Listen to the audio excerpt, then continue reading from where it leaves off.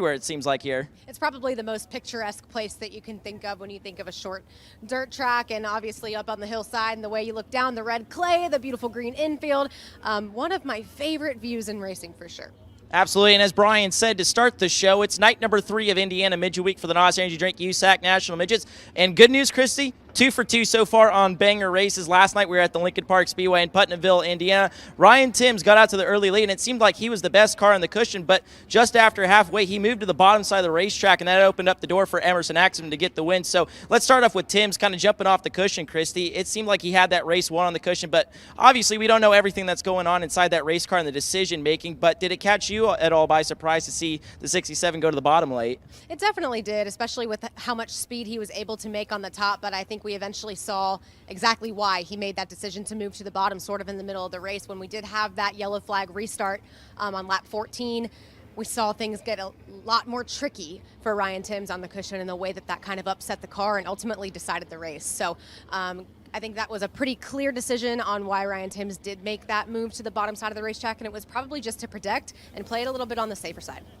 And that obviously left the door open for Emerson Axum to sweep around the high side. Him and Ryan Timms would go back at it a couple of times. And Christy, even though Emerson kind of got away at the end of the race, it felt like for 5 or 6 laps he could never get truly away. And I have to imagine that was a huge relief for Emerson to just get away from Ryan Timms and lock down the victory. There was still a ton of pressure, and I think the racing continued through the checkered flag. And obviously Emerson was not going to let up, knowing how competitive Ryan Timms was. Dason Pursley in tow as well. The podium, both nights of Indiana Midget Week so far, has been the same. I mentioned that last night in Victory Lane. Dason Pursley, Emerson Axum, Ryan Timms on the podium at both Lawrenceburg Speedway and Lincoln Park Speedway. Things going to look a little bit different tonight now that Emerson Axum is not here.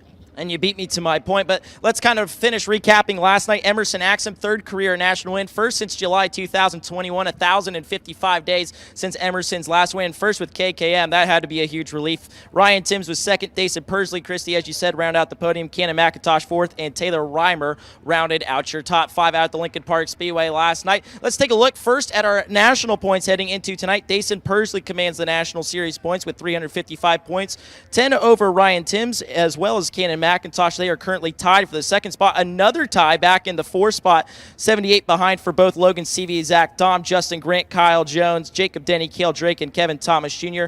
rounding out the top 10. Christy, still obviously early days in the series, and Dason Pursley seems to kind of have gotten the first jump on everybody. This seems like the first time we've really seen somebody put a gap on anybody this year, but we talked about it, 2nd through 5th, all right on top of each other. Yeah, especially when you talk about Dason Pursley and how consistent he's been. He's right there every night. I don't think we've seen a night yet where he's been completely out of the picture. Back at Sweet Springs, was on the cusp of winning that race, as were a couple of other people, and then the wall kind of just came out and bit, and we lost a couple of them to the top side of the racetrack, Dason Pursley being one of them. So that was a theme that we did see in the later laps of that one, but nonetheless, Dason Pursley really consistent right now. It's going to be really hard to knock them off that top spot. And, of course, we're racing for the week-long Indiana Midget Week title. Ryan Timms commands the points lead there, but only just 2 races in, you're going to expect to see things tying up, of course. Dason Pursley, he is now just 1 point behind Ryan Timms heading into tonight. Emerson Axum, 3rd in points. As you heard Christy say, he is not here tonight. Cannon McIntosh is 4th. Taylor Reimer, a big bump up for her. She went from 8th to 5th in the points last night. Hayden Reinbold 6th. Jade Avedissian into the top 10 in points, as well as Kel Drake, Justin Grant, and Jacob Denny rounding out the top 10. A little bit of run of show, at least as far as the NOS Energy Drink USAC National Midget Championship is concerned. We'll start off with our dirt draft hot laps. As a matter of fact, engine heat is going on right behind us at the moment, but as I said, we'll then move into our dirt draft hot laps and Honest Abe Roofing qualifying 2 laps to see how they all stack up here at the Bloomington Speedway tonight. Then 4 heat races tonight, top 5 advancing into the feature event. 6th on back, we'll go to the Elliott's Custom Trailers and Carts semi-feature. And then from there, we'll have the top 4 advance into tonight's 30-lap feature event. And Christy, talk of the town, we've mentioned it a few times, but let's really dive into it now. Emerson Axum, 3rd in Indiana Midget Week points, and last night's winner is not here at the Bloomington Speedway. That's going to affect a lot of things in the points, and we talked about Dason Pursley and Ryan Timms. They're up there racing for that Indiana Midget Week title, right? Does it make it a 2-horse race between those guys now? I think that would be a really bold statement, right? I think Cannon McIntosh is having a really sneaky season. It's not been super flashy, even outside of USAC competition. He's been really consistent this year, sitting fourth right now in those points, and with Emerson Axum out, I don't think it's a stretch to say that Cannon McIntosh is going to have some really, really competitive nights during this Indiana Midget Week. He's already been there both nights so far, albeit has not been in victory lane, but has been good enough to put himself in the mix. And speaking of Cannon McIntosh, he beat Kevin Thomas Jr. in Dirt Draft last night. Of course, we've been doing that 1v1. And Christy, after thinking about what you said last night, I totally agree with you. It is a very personality thing. So Cannon gets to go up against Dason Persley tonight. And let me tell you, Dason is very methodical about this. And I don't want to give too much of an assist to his car or Chad Boat, but Chad Boat had a large part. So it's really Cannon versus Dason and Chad Boat. But yes, Christy, 22 consecutive top fives for Cannon McIntosh this year. That's across Power Eye, that's across Extreme, and now the USAC National Midget Series. I think it's safe to say Cannon right now may be the most consistent driver in the world right now. Current defending Dirt Draft competition winner as well, but Cannon McIntosh, yes. And we've talked about it several times as we talked through the AMSOIL USAC National Sprint Cars, through the USAC NOS Energy Drink National Midgets. That consistency does build that confidence, and it has so much to do with it. I think you really can't nail that point home hard enough, is that you would think that the mindset thing, the mental piece of it, wouldn't really be that big of a factor, but man, is it ever. Absolutely, Christy. Well, once again, as tradition here during Indiana Sprint Week, we have local sprint cars back in the pit area as our support division tonight. They have put on two banger shows the last two nights, but they're going to finish engine heat up there, and we're going to take a quick break, but don't go anywhere. We have Dirt Draft Hot Laps next here on FloRacing. Hello, Wisconsin. USAC Racing is coming to the Badger State in the month of June. On Friday, June 21st, USAC Silver Crown pounds the pavement for 100 laps at Madison International Speedway. 2 straight nights of USAC AMSOIL National Sprint Car action hit Saturday, June 22nd at Wilmot Raceway, and the following night on Sunday, June 23rd at Sun Prairie's Angel Park Speedway. Check USACRacing.com for all the details on each and every race. USAC is Wisconsin bound on June 21st, 22nd, and the 23rd for 3 spectacular shows across 3 unforgettable nights. Say cheese, race fans.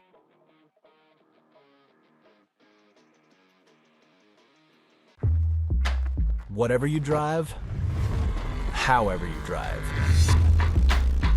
AMSOIL specially engineers lubricants to maximize power, performance, and protection in your vehicles, so you can work hard and play hard with confidence.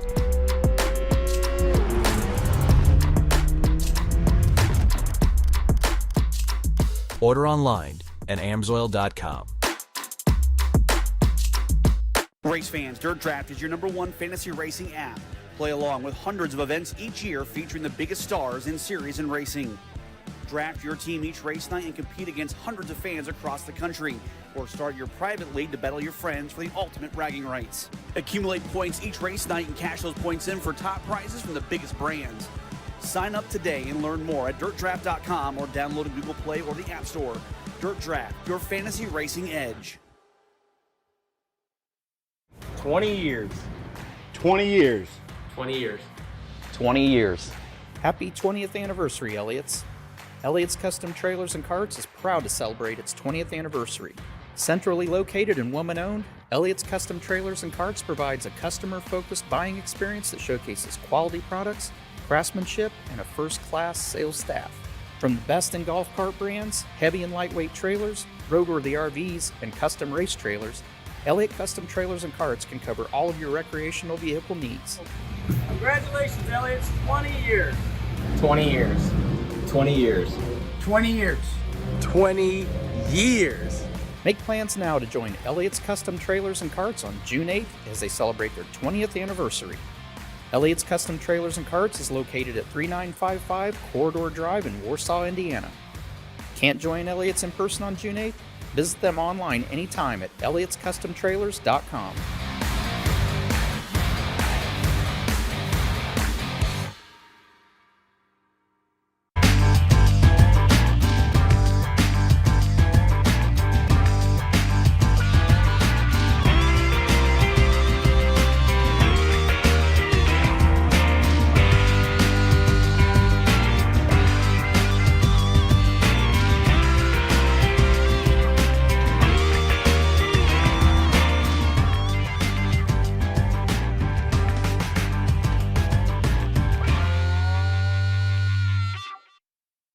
Indy Metal Finishing is a family-owned and operated business with 30 years of experience in the industry. Their mission is to support their customers with an exceptional level of quality and service. Conveniently located minutes from downtown Indianapolis, Indy Metal Finishing offers Type 2 and Type 3 anodizing chemical conversions, passivation, and electroless nickel services to motorsports, medical, military, aerospace, and manufacturing industries. Indy Metal Finishing is ISO certified and holds an FFL license. If you have any questions, please call Indy Metal Finishing today at 317-858-5353. Find them online at Instagram, Facebook, and Twitter at Indy Metal Finishing, or visit their website at indymetalfinishing.com. Welcome to our world.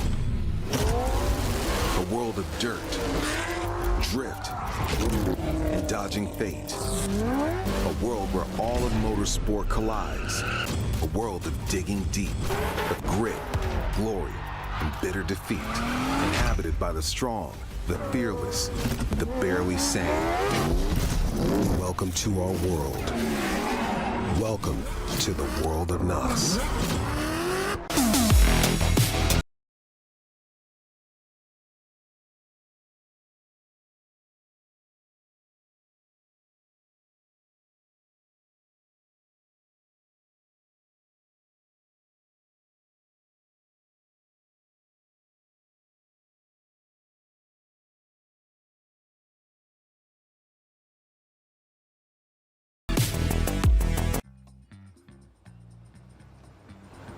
It's hard to contain your excitement when you get something you've really wanted. Like the gold standard in automotive protection, WeatherTech floor liners. With deep sculpted... It's real and it's sprintacular.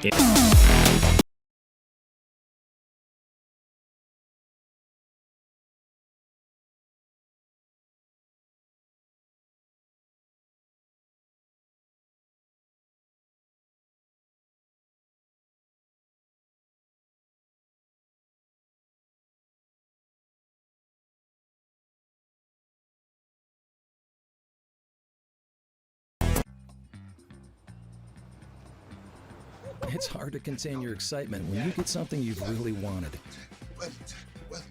Like the gold standard in automotive protection, WeatherTech floor liners. With deep sculpted channels and laser measured for total protection in the front, back, and even up the sides. Dad, you're going viral.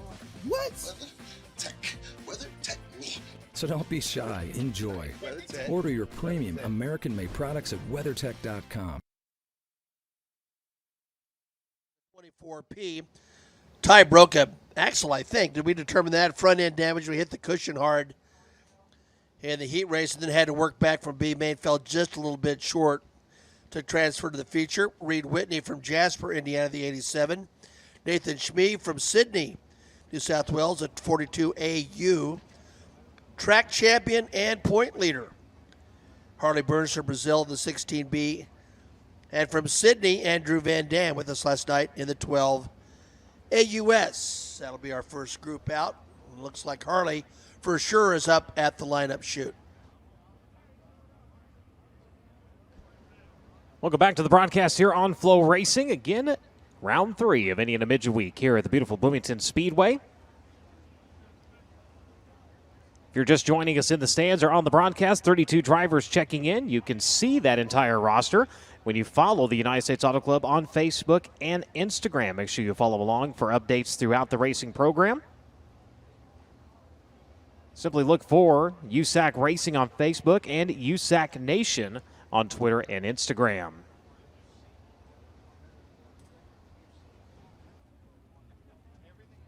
AMSOIL is the title sponsor of the USAC Sprint Car National Championship. Why choose AMSOIL synthetic lubricants? AMSOIL delivers next level power, performance, and protection built in the lab so you can feel it on the road. Run with us, visit the AMSOIL booth, or order from AMSOIL.com.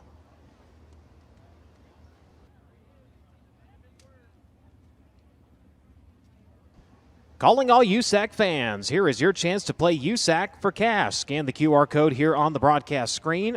Sign up and receive an exclusive bonus. It's time to turn your passion for racing into cash rewards. Don't miss out. Scan the QR code to get in on the excitement. If you're sitting in the stands, go to nxtbets.com/playusac. Must be 21 years or older to play. Void where prohibited. Currently, wagering on USAC national events is available in 30 states across the continental U.S.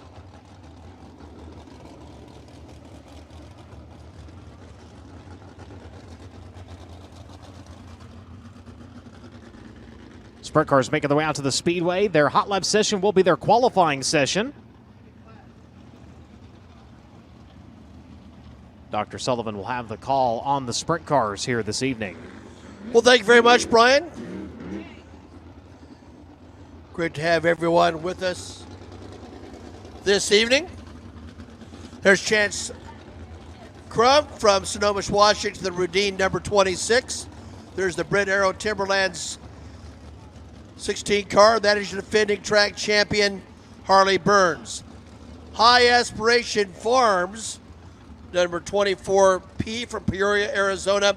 Two-time Lincoln Park Speedway track champion. That's Ty Mahako. In the 04, Jerry Burton Masonry entry, three-time Bloomington Speedway track champion, Jeff Bland Jr. Good to have Jeff with us tonight.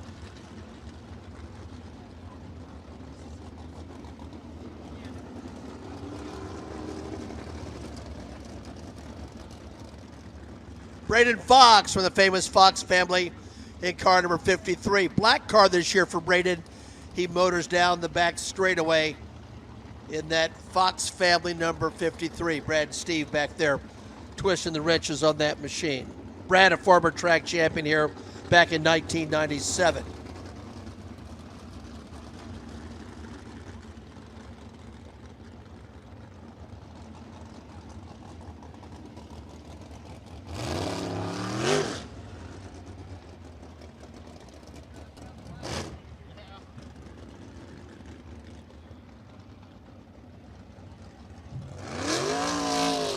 So we hot lap and qualifies simultaneously.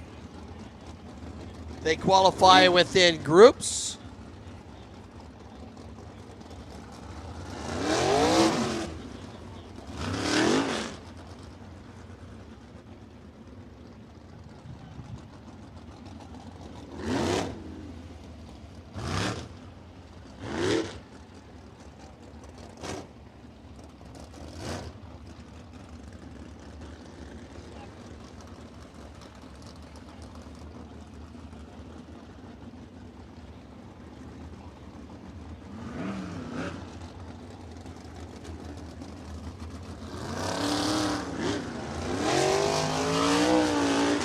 Going into turn number 2, that's a 12 AUS of Andrew Van Dam.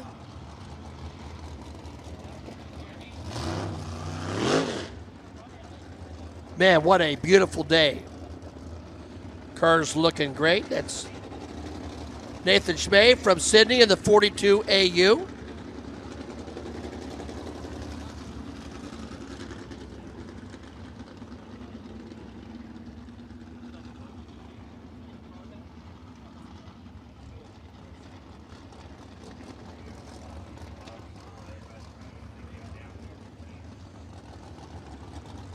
Harley Burns in the Brent Arrow Timberlands Lumber, Youngblood Farms, DGH Electric, Smith Small Engines, and Wabash Building Services car. Chance Crum, Rudine Racing, Elliott's Custom Trailers and Carts, and CSI sponsor the Washington driver. Ty Mahako and the High Aspirations Farms, Rumpke, Old School Winery, Hawkins Speed Shop, Ham Signs, DRC.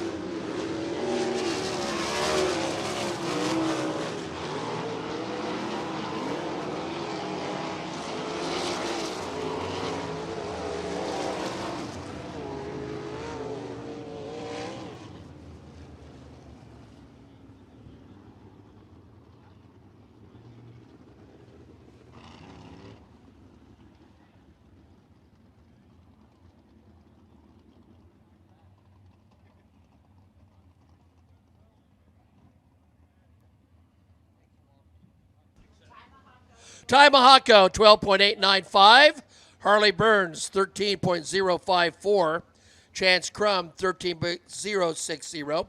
Reed Whitney, the 87, turned to 13.121. Braden Fox, 13.142. Nathan Schmay, 13.283. Three-time track champion Jeff Bland, 13.485. And Andrew Van Dam, 14.254.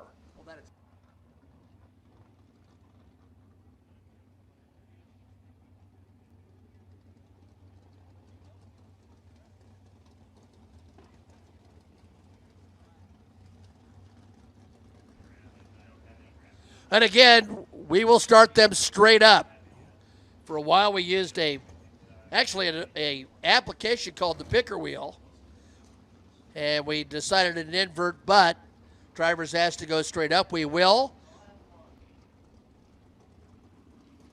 Top 4 will go to the feature tonight. Top 2 are eligible for the redraw. Simon Bybent from Cincinnati, Ohio, former Lawrenceburg Rookie of the Year, out in car number 98. Braxton Cummins from a great racing family, long-standing family here at Bloomington, the 71B from Bedford. Dustin Griffiths from Bloomington in the 9G machine. Brandon Spencer, well up in points, both here and Lincoln Park in the 22. Former Rookie of the Year, Gabriel Gilbert from Greenwood in the 10G. Jack Hoyer from Frankfurt in the 11. Austin Corey, Rookie of the Year here and at Lincoln Park last year from Morristown, Indiana, is in the 00. And Andy Bradley, the many-time Midwest Mini Sprint champion, the racing pilot, is with us tonight in the 86 car.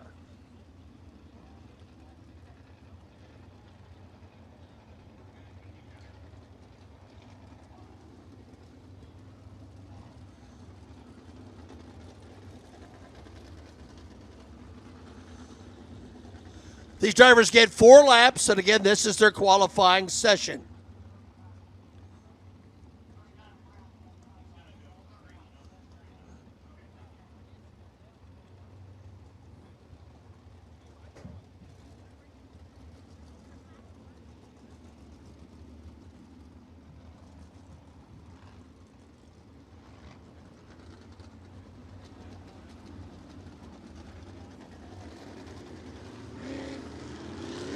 Brian Hottie in the flag stand. Indication we're going to go green here on the red clay.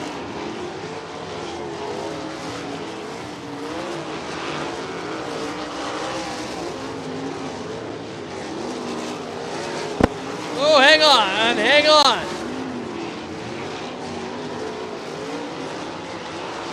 Little dicey moment there.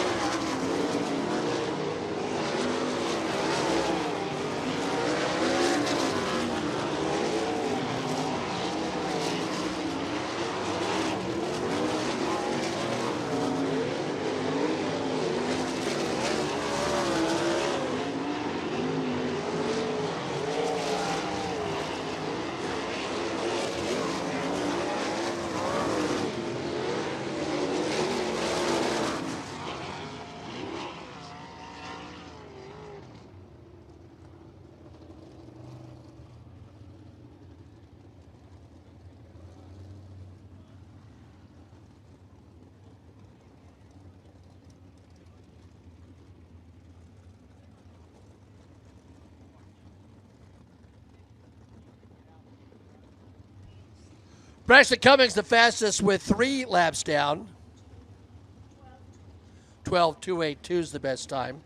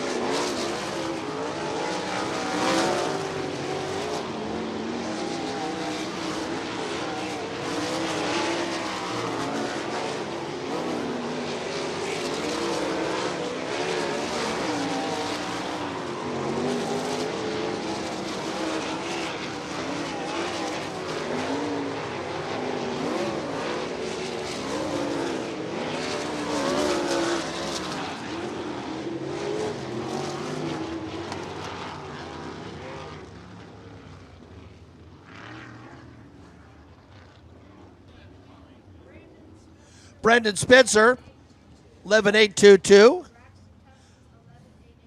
11.885 for Braxton Cummings. 12.098 for Sabin Byben. 12.118 for Gabriel Gilbert. 12.237 for Jack Hoyer.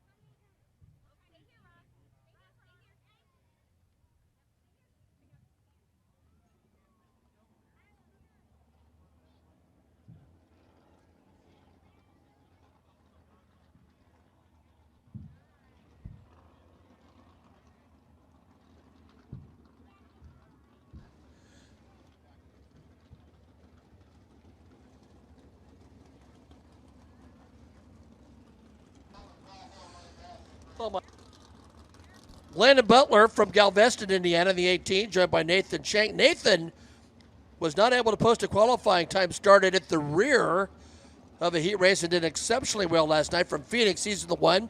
Good to have Sidney Chambers, a former national traditional sprint car rookie of the year, with us in the 18C. From Bloomington, Chino Hills, California's Eddie Tafoya Jr. in the 51T. Corey, Indiana's Brandon Maddox, the 28. Boy, he worked the bottom well last night. Matt Thompson from Bloomington, the 26T. Logan Calderwood from Goodyear, Arizona in the 4. And last night's sprint car winner at Lincoln Park and defending Boss Series champion Ricky Lewis in car 41 at the rear of the field.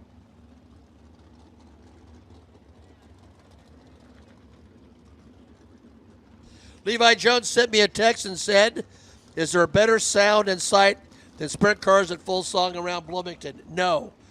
This is my 31st year here. The first time I came to this track to meet with Mike Miles, the proprietor, and the late Kerry Pittman is the fall of 1992.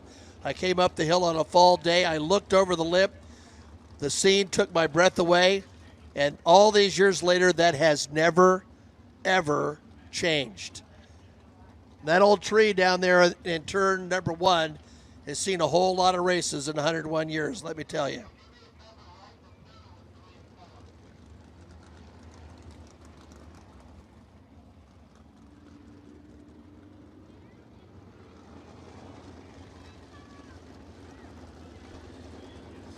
And out to former IndyCar and IMS PR guru Ron Green.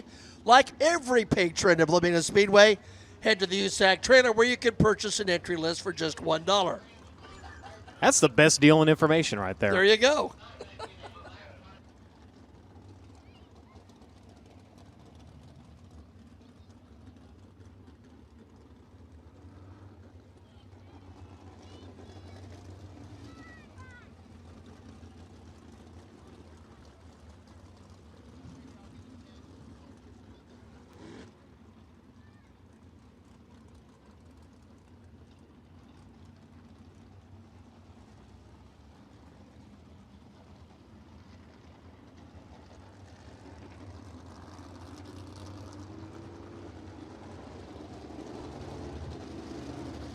All righty.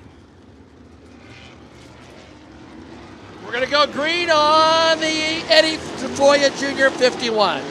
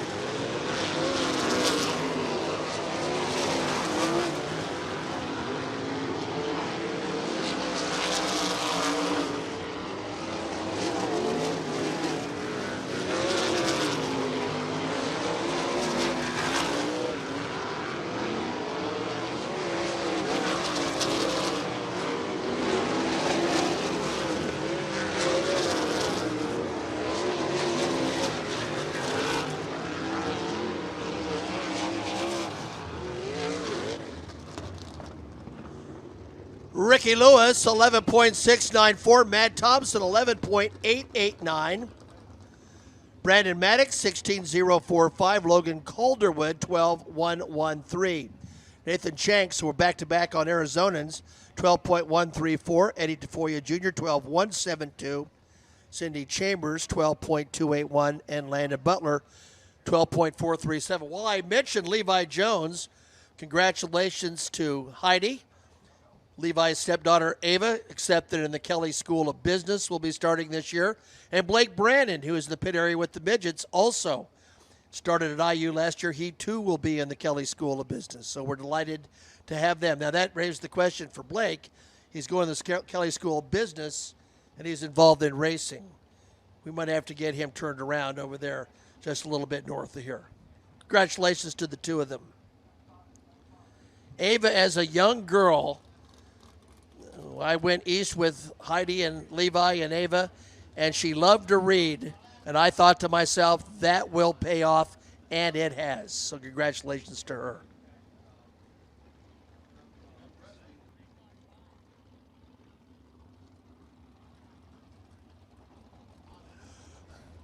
Oh, man, Crescent Donut sounds good right now, doesn't it? That's Nate Ball from Paragon, Indiana. Rylan Gray, again, I mentioned last night. This is one of those young drivers you can just watch. There he goes, across the start-finish line. You just watch the improvement each and every race. Dalen Chambers showed some speed last night. He's from Bowling Green, Indiana, in the 4C. Life's good because Sergeant Charles Davis is here. There he is, car number 47 from Buckeye, Arizona. We also should see, well, Dave Gross often doesn't come out and qualify. He's here on one of his throwback machines, I'm sure. 31 machine, that's Robert Brown from Memphis, Tennessee. And Jaden Rogers, former USAC Rookie of the Year, is out in the 17 GP. Jaden's raced a lot in Bloomington and Lincoln Park when he's been with USAC and when he's been not on the USAC trail. So plenty of laps for Jaden Rogers. Jaden does a really nice job of coming in, interacting with fans, has done that really since the very beginning of his career, and has made a lot of fans by doing just that.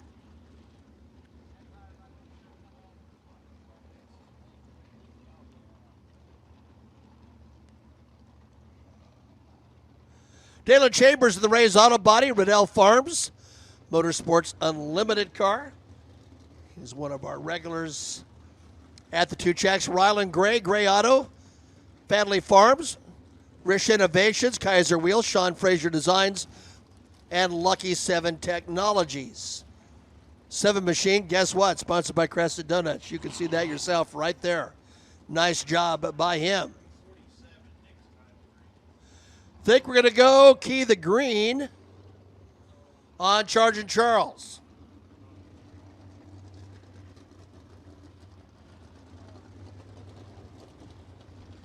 Mojave Valley, a victory for USAC CRA competition for Charles Davis Jr.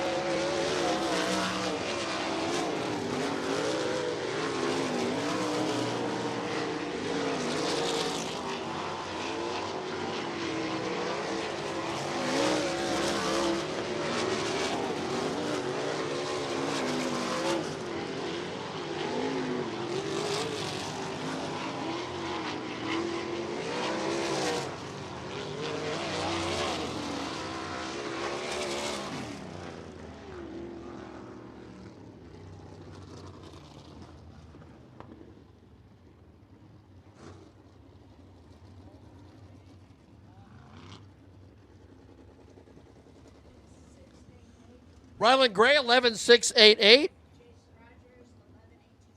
Jaden Rogers, 11.826. Charlie Turner, 11.889. 12.058 for Dalen Chambers. So there's qualifying for the sprint cars.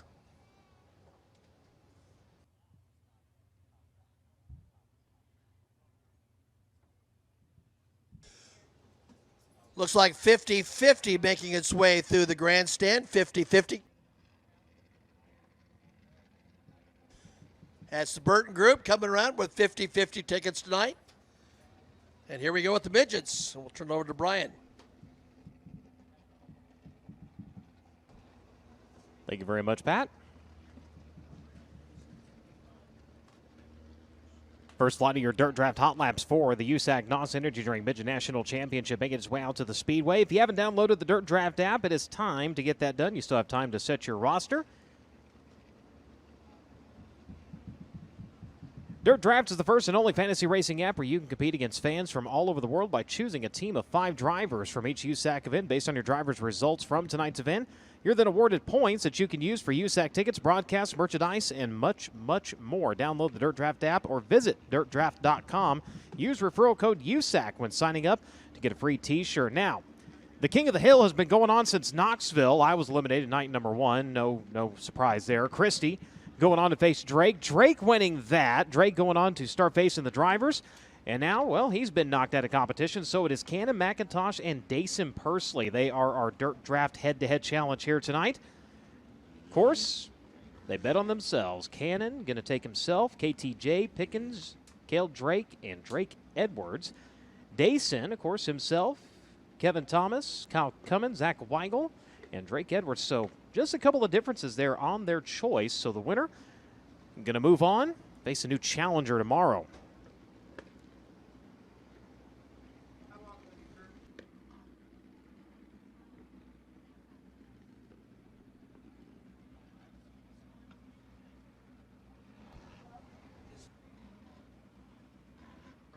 So drivers circling the Speedway, getting a little bit of heat beneath the bonnets and rolling some of the clay back down. Dayson Pursley on track right now at Locust Grove, Oklahoma, over in turns 1 and 2. Driven the pristineauction.com, NOS Energy Drink, Toyota Race of Development, CB Industries number 86. Driver rolling behind him, that is going to be Kyle Cummins out of Princeton, Indiana. Driver the Oswegan Speedway, a lead. Midwest Lawn and Landscaping number 3G. Last night, his first USAC Midget start of the season.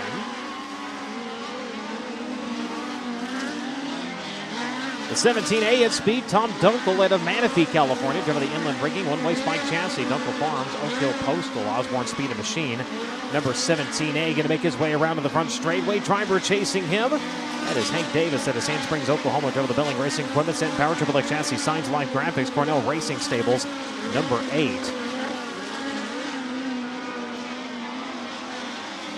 Streaking around to the front straightway, picking up a top 5 to open up his Indiana Midget Week.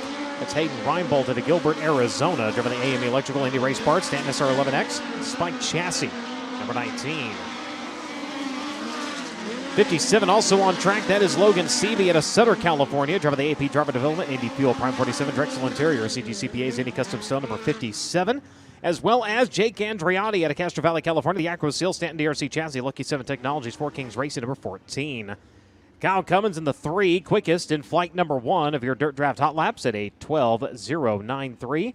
120.93 seconds. The track record established June 2016. Christopher Bell, 11.301 is the time everybody's shooting for here today.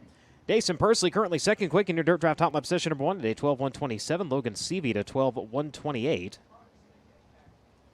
Hayden Reinbold at a 12.164, and Jake Andriotti fifth quick at a 12.229 second lap. Riding along here on the broadcast as we fire Weston Gorham, the driver to Colleyville, Texas, the Second Opinion Auto Pulse Racing Innovation MPDI PCSR11. Spike Chassis number 18 in, the car owned by Mike Dickerson. Making his way over into turns 3 and 4. The driver rolling behind him, that is going to be Chase McDermott out of Springfield, Illinois, the Woodland Auto Display number 8W. Moving over to the driver off of turn number 2, Gavin Miller out of Allentown, Pennsylvania, the Sound Gear, Toyota Toyota Racing Development Mobile One Curb Records iBox Spring number 97.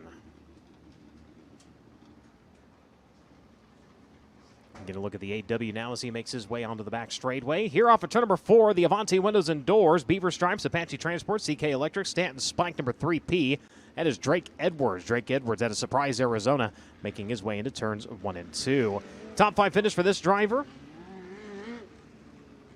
Last night, in the Buzzballs, Toyota Mobile One Curb Records, Speedway Toyota Link Chassis number 25K. That's Taylor Reimer. Taylor Reimer in the 25K, a part of the KKM Curb Agajanian stable of drivers. Robert Carson to the back straightaway out of Concord, California. Driver the Carson Seeger Racing, S-Slinger Spike Chassis. Backwoods MC, MPD, RPG, LOK Enterprises number 99K. Starting to sound like Good Morning Vietnam there for a second. Hey, B, where did Weston Gorman go to school? OSU. Sure did. OSU, engineer. We've seen him a lot in the sprint cars in the area here. That's where he started, actually, with the ASCS Elite Non-Wing Series. His first race he held with them, 26 drivers on hand. It was a last-lap buzzer beater for him. Yep, he's got talent. Good to see him in the Midget. Great. Only a few times in the Midget. Normally, actually only see him in the Chili Bowl behind the wheel of a Midget, but he actually holds 2 engineering degrees from Oklahoma State University. Aerospace and mechanical engineering, so a very well-educated driver. His father, also a racer in his right.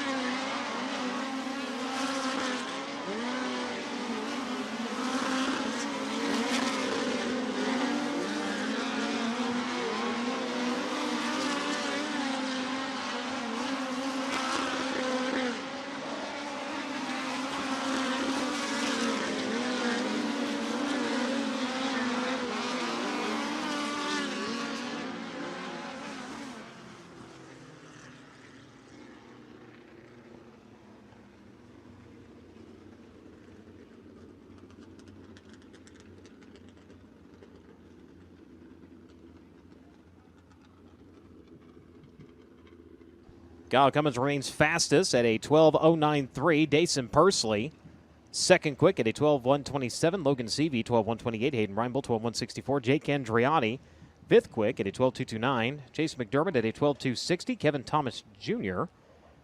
behind the wheel of a 14S tonight. Now normally behind the wheel of a number 9. Same team, same sponsors, same everything, just, well, different car. They've been struggling with engine woes here, so bringing out a different car. Not enough time to get it rebadged, so it will be the 14S tonight, the Inferno Armor Rockwell Security entry. And off to a much better start. 7th quick so far in Dirt Draft Hot Laps. Gavin Miller, 8th quick. Taylor Reimer and Weston Gorham currently making it to the top 10. I believe Drake with an update. Yeah, Brian, you talk about the motor issues that Mount Stout Motorsports number 9 team is having, and they actually bring 2 number 9 cars to the racetrack every single night, especially during Indiana Midweek, and they haven't been able to get both those cars running. So to have this now 3rd car coming to the fray for Kevin Thomas Jr. really goes to show the trials and tribulations they're facing so far here during Indiana Midweek. So at one point, Drake, I remember them saying both cars, the engine's junk. They tried another engine. They're on their 3rd car, basically 3rd option, to try to get him in competition here tonight. Again, off to a much better start so far as Dirt Draft Hot Lap session number 3 circles around the Speedway. Kel Drake on track in the iBox Toyota, PageKC.com, KKM Give Back Classic number 97K. He works onto the back straightaway. Driver getting the push onto the clay. That is the 7P of Zach Dahm at Pocahontas, Illinois. The American Fire Extinguisher, Precise Racing Products, Blue Max Pay, Ramco Speed Group, Iron Dome Motorsports number 7P.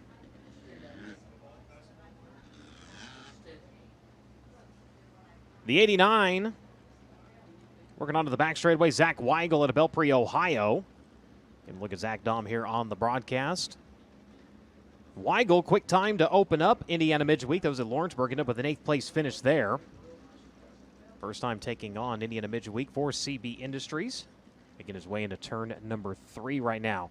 Driver working off of turn number 4. That is Jacob Denny. He's out of Galloway, Ohio. Driver the Trent Shoring. Rodella Fabrication, FK Rod-Ends, Ed Pink Link Chassis number 25. The 27X on the back straightway. That's old Snidely Whiplash. It's Kyle Jones out of Kennedale, Texas. The Realty Connect, England Machine and Tool, Stanton, Sir Levinix. Spike Chassis, number 27X. Now, he earned that nickname. He doesn't have it anymore, but he had the wax-curled mustache for several seasons of racing. And if you ever remember the old Rocket Racers back in the day, you had old Snidely Whiplash. Exactly what he looked like.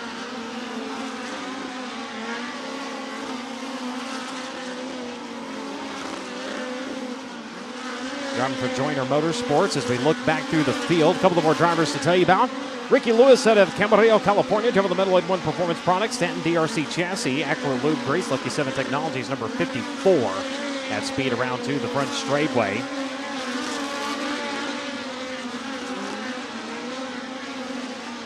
Zach Don, the crew, going to work on the setup on that machine. Been struggling the first couple of nights.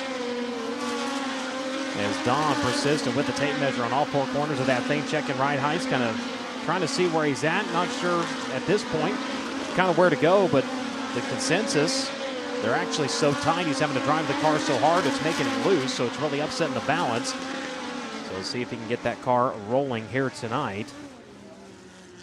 He's currently 9th fastest behind the wheel of that number 7P. As Cummins remains quickest so far at 3 flights of Dirt Draft Hot Laps with a 12.093 second lap.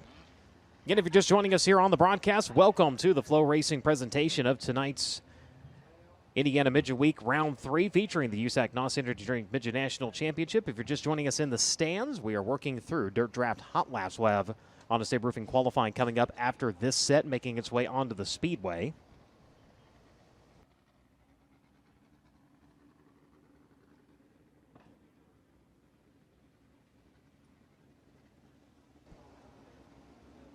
Miss Bolding, we see you. We know you're watching. Ethan Mitchell on track in the Die Edge. CNC Tooling, Bundy Build Honda, Spike Chassis, Mark IV Racing, the Joy of Seating, number 19M. He'll make his way into turns 1 and 2. Driver rolling on the back straightway. Driving the Indy Performance Composites, MPD Toyota, Link Chassis, number 21D. That was Justin Dickerson who was just on screen. Here at the flag stand, Ryan Timms out of Oklahoma City, Oklahoma, the JBL, IWX, Mobile One, Curb Breaker, Speedway Toyota, Link Chassis number 67, back-to-back podiums, one-step difference from night 1 to night 2 for the Oklahoma City racer. Has 7 overall wins this season across a myriad of open-wheel talent. Jade Evadissian, the young lady out of Clovis, California, last night's Inferno Armor Fire Move of the Night recipient, went 7th to 1st in her heat race. And put on an absolute drive in that Mobile One TRD Peels. Curb Records IWX Speedway Total Link Chassis number 71. She is the 2023 Extreme Outlaw Midget Champion, powered by Toyota. Justin Grant out of Ione, California, the NOS Energy Drink EnviroFab MPV Express Toyota Spike Chassis number 2, rolling down the front straightway. The RMS Racing entry with 5 victories on the season. Started the season off with 3 at Ocala. Let's Race 2 at Eldora, then prelim night victory at the Knoxville Raceway during the Avanti's Windows and Doors Corn Belt Clash. Another driver to tell you about here in the front straightway, that is the 25 of Steve Buckwalter out of Royersford, Pennsylvania. The Buckwalter Roofing, Royalton Recycling, VRP Shocks, A1 Racing Engine, Elite Chassis number 25B. Entering turn number 1 right now with a Bixby, Oklahoma, the Gear Rinse TRD Mobile One Curb Record Speedway Total Link Chassis KKM Curb Back at Janie number 71K. That is Cannon McIntosh. Cannon McIntosh in the number 71K field, starting to quicken on RPMs. We'll start to wind them up and get ready to go green in your final flight of Dirt Draft Hot Laps.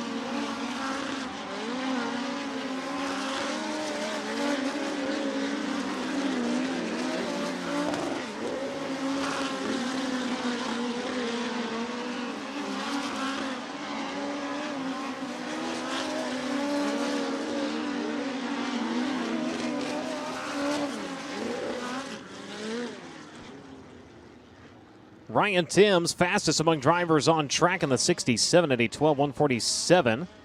Fourth quick overall, Kyle Cummins ends up fastest in dirt draft hot laps at a 12:093 second lap.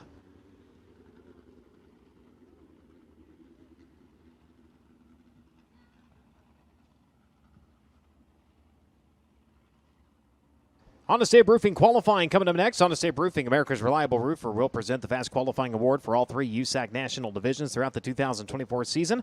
Honda State has been installing, repairing, and maintaining residential roofs since 2005, and they want to give you the perfect roof to protect your home and keep you comfortable. Honda State provides the fastest service in the roofing industry, and they're supporting the fastest driver in qualifications. Visit HondaStateRoofing.com today to schedule your free roof inspection. So again, 32 drivers on hand.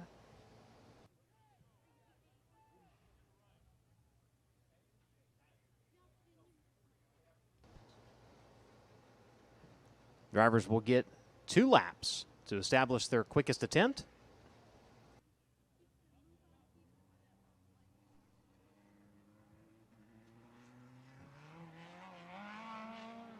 And here we go. First driver out to the clay comes to you out of Manatee, California. Driver the Inland Rigging, Oak Hill Postal, Dunkel Farms, Osborne Speed and Machine, one-way powered spike chassis, Josh Ford Motorsports number 17A. This is Tom Dunkel in the 17A. On the clock comes around lap number 1, a 12:765, 1:27.65 seconds. He'll be quick time for the time being, as he'll set the mark here. Backs are off of turn number 4. Does he have any speed on off of turn number 4? On lap number 2, a little bit slower, 12:877. Lap number 1 is the mark right now at a 12:765. He was quick in hot laps. We'll see if it translates here into qualifying. Driver out of Princeton, Indiana. Driver of the Ashwiken Speedway, SR11X powered spike chassis, Midwest Lawn and Landscaping Elite number 3G. This is Kyle Cummins. Kyle Cummins around lap at number 1, a 12:372. That'll be quick time for Cummins at a 12:372 second lap. Comes around lap number 2, better, 12:216 for the driver of the number 3G.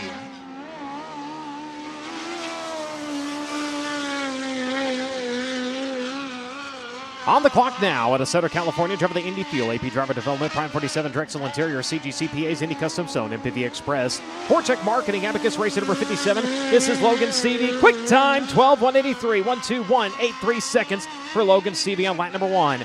8 times a winner so far this season. Last victory coming May 23rd at Circle City. Comes around lap number 2, a little bit slower, 12:240, but 12:183, lap 1 quick time for Logan Seavey. On the clock now, Dason Pursley to Locust Grove, Oklahoma, the pristineauction.com. NOS Energy Drink, Speedway, Toyota Spike Chassis, Toyota Racing Development, number 86. 8 overall wins on the season. Comes around on lap number 1, third quick at a 12:325. Last trip to Victory Lane, his first official points-paying victory with the USAC Amsoil Sprint Car National Championship, picking up $12,000 at the Knoxville Raceway. Comes around lap number 2 at a 12:452. Lap number 1 better, 12:325. Third quick for the CV Industries machine.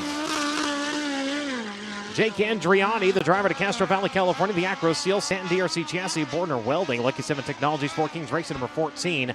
At speed, he'll come around lap number 1. We'll see where he stops the clock. It will be fourth quick at a 12:458, 1:2458 seconds. 22nd at Lawrenceburg, 17th last night 1 year ago, finished 17th here at Bloomington. Comes around lap at number 2, better, 12:415. Better on time, not position. Fourth quick right now for Jake Andriati.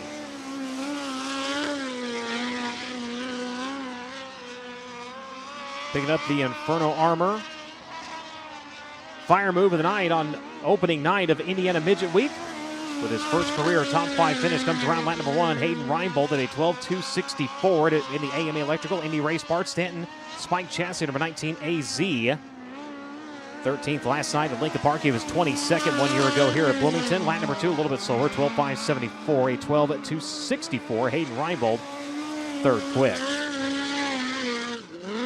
Lance Bennett, the 2023 Rocky Mountain Midget Racing Association champion. He's out of Aurora, Colorado, driver of the Simpsons, Stanton SR11, Spike Chassis, Amsoil, PXP Racewear, number 91. Stops the clock, line number 1, 13:350, 13:350 for Lance Bennett. 16th at Lawrenceburg, 8th in the semi-feature event last night. And the Cappy Mason racer number 91 brings it around lap number 2. Better, 13-133, still 7th quick for Lance Bennett.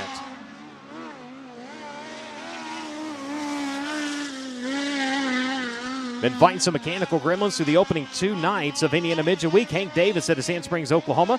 Cover the Belling Racing Equipment, Stanton Triple X chassis, Evans Custom Lettering, Signs of Life Graphics, number 8. Already a big improvement, 5th quick at a 12-387. One win on the season in Wing 360 competition. That was at North Alabama on April 5th. Comes around lap number 2 a little bit slower, 12-572. 16th place last night at Lincoln Park was a DNS at Lawrenceburg to open things up. So already looking much better for the driver, the number 8. Out of Colleyville, Texas, a Second Opinion Auto, SR11 powered, Spike chassis, Pulse Racing Innovation, MPD IPC, Mike Dickerson, number 18N. This is Weston Gorham. Weston Gorham in the 18N. Mentioned earlier, holds 2 degrees from Oklahoma State University in aerospace and mechanical engineering. Normally see him behind the wheel of a non-wing sprint car. Comes around lap number 2 at a 12-696, 7th quick for Weston Gorham. She was 5th last night at Lincoln Park in the Buzzball. Speedway Toyota Link chassis. Kurt Brecker's Mobile 1 Toyota 25K. Had a big speed. This is Taylor Reimer. Taylor Reimer in the 25K. 5th quick at lap number 1, a 12-374, 1-2-3-7-4 seconds. 7th at Lawrenceburg. 5th at Lincoln Park. 1 year ago, finished 12th here at Bloomington. Comes around lap number 2, a little bit better on time, a 12-339. Still 5th quick, though, for Taylor Reimer. Out of Concord, California, driver the Carson Seeger Racing, Esslinger Powered Spike Chassis, Yellow Can Enterprises, Backwoods MC, NPD, RPG, number 99K. This is Robert Carson. Robert Carson in the 99K. Lap number 1 was a 13-735, 11th quick for Carson. Finished 14th last night in the semi-feature event at Lincoln Park. Rolls her off of turn number 4. Does he improve on lap number 2? He does not. 13-841. Lap number 1, a 13-735 will be his best attempt. Chase McDermott on track in the Woodland Auto Display. Nutri-Right Berry Growers, One-Way Spike Chassis, MP Environmental, Inland Breaking number 8, W the driver to Springfield, Illinois. Driving for Josh Ford Motorsports. 20th at Lawrenceburg. 6th last night at Lincoln Park, and lap number 1 is going to land him 8th quick right now at a 12-663. 1 year ago here at Bloomington, a 19th place finish. Comes around lap number 2, better, 12-143 seconds. That is quick time for Chase McDermott. So Chase McDermott now quickest here in Honest Abe Roofing qualifying. Driver looking to steal the way, though, is Gavin Miller out of Allentown, Pennsylvania. Driver the Sound Gear, number 97. Comes around lap number 1, 9th quick at a 12-567, 1-2-5-6-7 seconds. 15th to open up Midget Week, was 10th last night at Lincoln Park. 1 here, 1 year ago. Comes around lap number 2, a little bit better on time, not position. A 12-4-73, 9th quick for Gavin Miller. Normally behind the wheel of a number 9. Same team, same sponsors, different car. He's out of Coleman, Alabama, driving the Inferno Armor, Rockwell Security, Smith Titanium, Sure-Built Suspension, Mount Stout number 14S. This is Kevin Thomas Jr. Kevin Thomas and the number 14 here tonight. 12-339 on lap number 1. 13th at Lawrenceburg, 16th last night at Lincoln Park. Finished 4th here 1 year ago. They'll bring it around lap number 2. Better, 6th quick to a 12-338, 1-2-3-3-8 seconds for Kevin Thomas.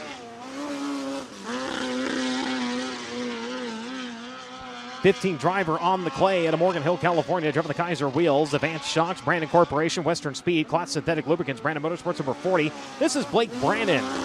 Blake Brannon, 12 quick on lap number 1, a 12-726 second lap. The former Focus Midget champion, finishing 5th in last night's Elliott's Custom Trailers and Carts semi-feature event. Going to roll off the cushion off of turn number 4. Does he improve? He does not. But they are consistent. 7.26 to 7.27, both 12-second laps. So 12th quick for Blake Brannon. At a Surprise, Arizona, we find the Avanti Windows and Doors, Beaver Stripes, Apache Transport, CK Electric, Petty Performance Racing for 3P. This is Drake Edwards, 13th quick on lap number 1, a 12-745 second lap. 19th last night at Lincoln Park. 2 wins on the season out of Adobe Mountain and Micro competition, February 3rd and February 16th. 10th quick on lap number 2, a 12.470, 1.247 0 seconds. 10th quick for Drake Edwards. Out of Galloway, Ohio, the Trent Shoring Ed Ping-powered Link Chassis, FK Rollins, Rodella Fabrication, Tom Malloy number 25. This is Jacob Denny. Jacob Denny in the number 25 comes around lap number 1 with a 12.502. He's 12th quick. 9th at Lawrenceburg, 12th at Lincoln Park. 1 year ago was 13th here at Bloomington. 4th quick on lap number 2, 12.218 seconds. Big improvement for Denny, 12.218 for the driver who has 2 career feature wins.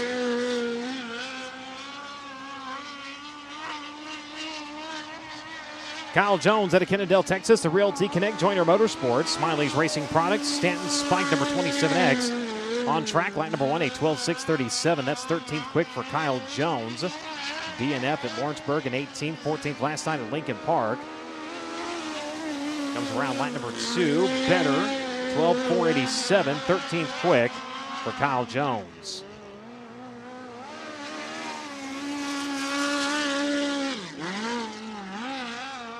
Driver out of Camarillo, California. Driver of the Metalloid 1 Performance Products, Stanton Power, DRC Chassis, Bordner Welding, Lucky 7 Technologies, 4 Kings Racing number 54. This is Ricky Lewis. Ricky Lewis in the 54, 12.954, 17th quick on lap number 1 for Lewis. 21st at Lawrenceburg, 22nd last night. Trying to dig their way out of a little bit of a hole here so far during Indiana Midget Week. Comes around lap number 2, better on time. No, 13.159. Lap number 1, a 12.954, puts in 17th quick at the moment.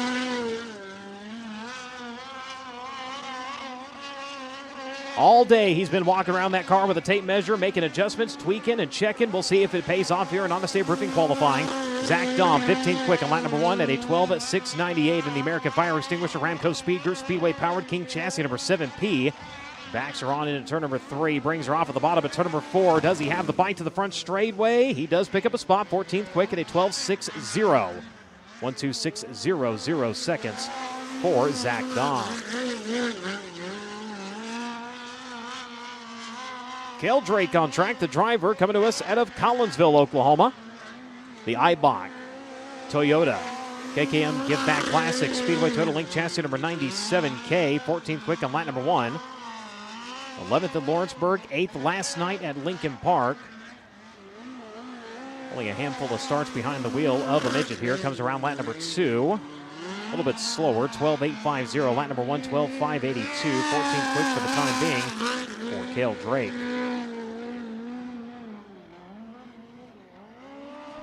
A little bit up into the fluff off of turn number 2. She gets it rolling. The driver to Dillsboro, Indiana. Driver of the Davis Brothers. Hawkins Hardwood Floors. Farmville Honda Spike number 4K. This is Kayla Rell. Kayla Rell in the number 4K. 13.336 on lap number 1.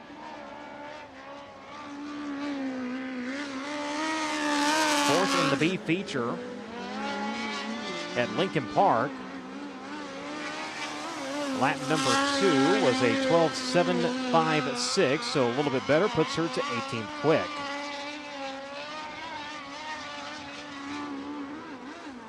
Out of Auckland, New Zealand, the Inferno Armor, K1 Race Gear, Stanton Spike Chassis number 54 in Z. This is Michael Pickens. Michael Pickens in the 54 in Z, taking time.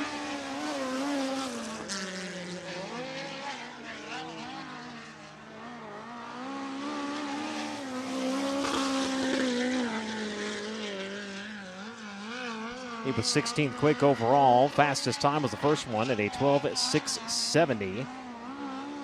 On the track now, we got Zach Weigel out of Belpre, Ohio. On the Dave Noss Auto Outlet, Speedway Toyota, Spike Chassis, McCarthy Real Estate, number 89. He's 14th quick on lap number 1. Quick qualifier to open up Midget Week at Lawrenceburg with an 8th place finish in the feature event. Lincoln Park finished 20th. 12.388, lap number 2. Better, 10th quick for Zach Weigel. Last night's Inferno Armor Fire Move of the Night recipient out of Clovis, California, the Mobile One. TRD, Peels Group Records, IWX, Speedway Total Link number 71. This is Jade Avedissian. Jade Avedissian in the 71, 14th quick on her opening lap. at a 12:4.86. Seventh place finish last night at Lincoln Park. 1 year ago here at Bloomington, crossed the line 10th. Berries are up in the cushion off of turn number 4 and a 12:4.86. Lap number 1 will be her best attempt. Lap number 2 is a 12:5.97. 14th quick for Avedisian.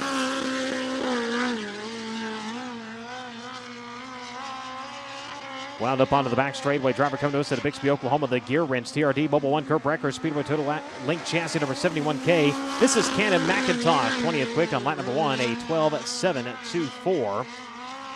Fourth at Lawrenceburg. Fourth last night at Lincoln Park. He's got a little bit of a trend going here as he works around on the front straightaway. Checker flag going to drop. Big improvement. 9th quick for Cannon McIntosh. A 12:3.62. 1:2.3.62 seconds for the Bixby, Oklahoma driver.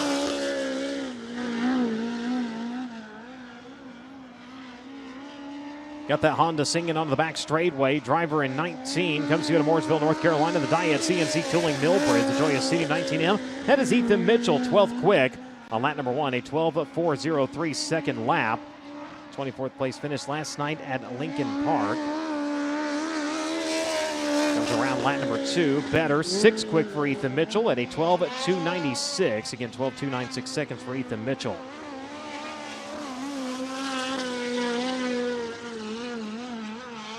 Out of Perth, Western Australia, the American Fire Extinguisher, Blue Max Pay, Speedway Toyota Spike Chassis, Precise Racing Products, Ramco Speed Group number 7M. This is Caden Manders. Caden Manders in the 7M. Goes 13th quick on lap number 1. First attempt taking on Indiana Midget Week.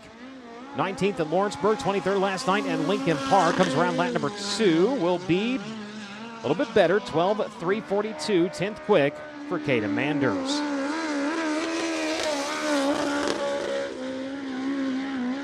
Screaming onto the back straightway out of Royersford, Pennsylvania, driving the Buckwalter Roofing, World's Recycling, VRP Shocks, A1 Powered Elite Chassis number 25B. This is Steve Buckwalter. Steve Buckwalter in the 25B, 13:014 on lap number 1. Places him 27th quick right now. Only driver in the field that was here for the inaugural Indiana Midget Week event here at Bloomington in 2008. 12:8.58 on lap number 2. Better move him to 26 quick in the 25B.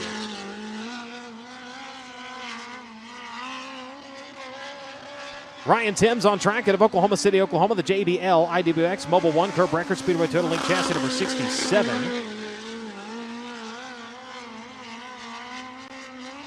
19th quick on his opening lap at a 12:5.75. 7-time winner in USAC National Midget Competition. Got his 7th win at Lawrenceburg to open up Indiana Midget Week. He was second last night at Lincoln Park. Lap number 2, better, 12:5.43. 19th quick for Ryan Timms. Out of Ione, California, the NOS Energy Drink, EnviroFab, MPP Express at RMS Racing, Toyota Spike Chassis number 2. This is Justin Grant. Justin Grant, the 2, 12:3.10. 7th quick on lap number 1 for Justin Grant. 5th at Lawrenceburg, 15th last night at Lincoln Park. 1 year ago, he was second. Here at Bloomington, comes around lap number 2. A little bit slower at a 12:3.42. Lap number 1, 7th quick at a 12:3.10. As that will wrap up your Honest Abe Roofing qualifying here with the USAC NOS Energy Drink Midget National Championship. 5th quick tonight, Hayden Reinbold. 4th was Jacob Denny. 3rd was Kyle Cummins. 2nd was Logan Seavey. And tonight's Honest Abe Roofing quick qualifier comes out of Springfield, Illinois. He pilots the Woodland Auto Display. Nutri-Right Berry Growers one-way Spike Chassis number 8. W Race fans, give him a hand. Chase McDermott. And that is quick time number 1 for Chase McDermott here with the USAC NOS Energy Drink Midget National Championship.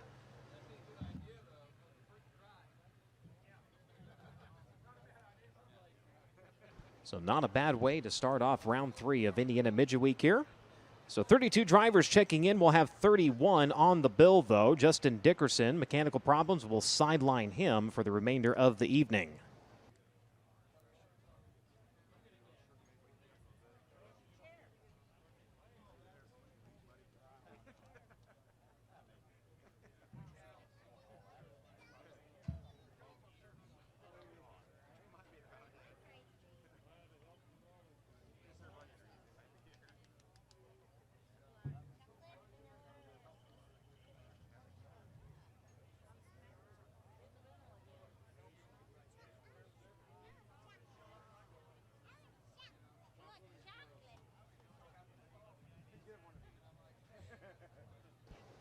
So starting to make his way around. Again, McDermott quickest at a 12:143. Seavey second quick at a 12:183. Cummins at a 12:216. Denny at a 12:218.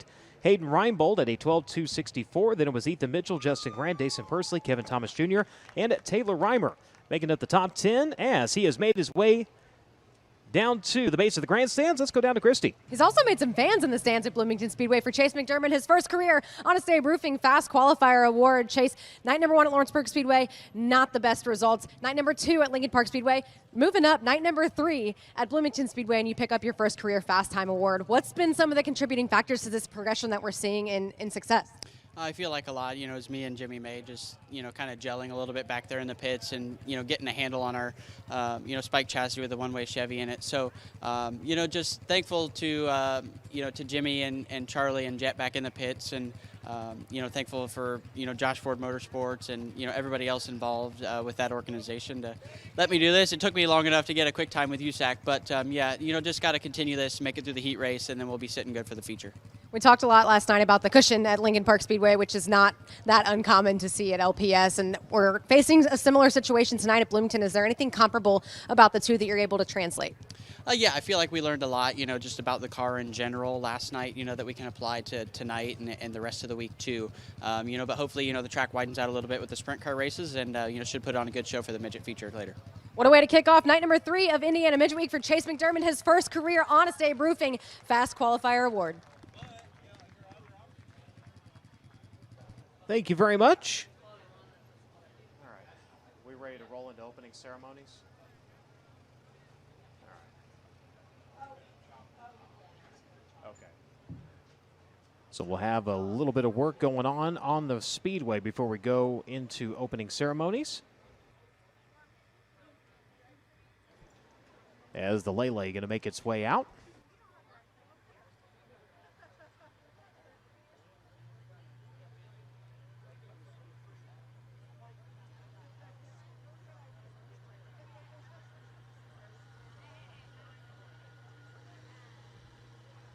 So here on the FloRacing broadcast, they bring the tiller out to do a little bit of work at the top of the racetrack. We're going to take a quick break. We'll be back with racing action in just a moment. It's real and it's sprintacular. It's 2 consecutive nights of USAC Amsoil Sprint Car National Championship racing action at Putnamville, Indiana's Lincoln Park Speedway on July 5th and 6th. The IndianaOpenWheel.com Bill Garner Sprintacular featuring the cream of the crop fighting for 5,000 to win on Friday night and 10,000 big ones in Saturday evening's 40-lap finale. For event info and more, visit LincolnParkSpeedway.com and USACRacing.com. The Bill Garner Sprintacular arrives July 5th and 6th. It's the most sprintacular time of the season. Whatever you drive, however you drive.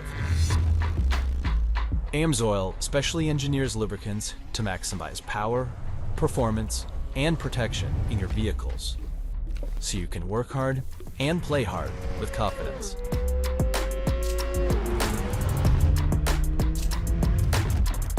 It's real and it's sprintacular. It's 2 consecutive. We have a Max Pappas Innovations MPI Rookie of the Year, and that's Gavin Miller. Of rookies of this race, of the people who have never run this race until this very day, he is the highest finishing one, Chet.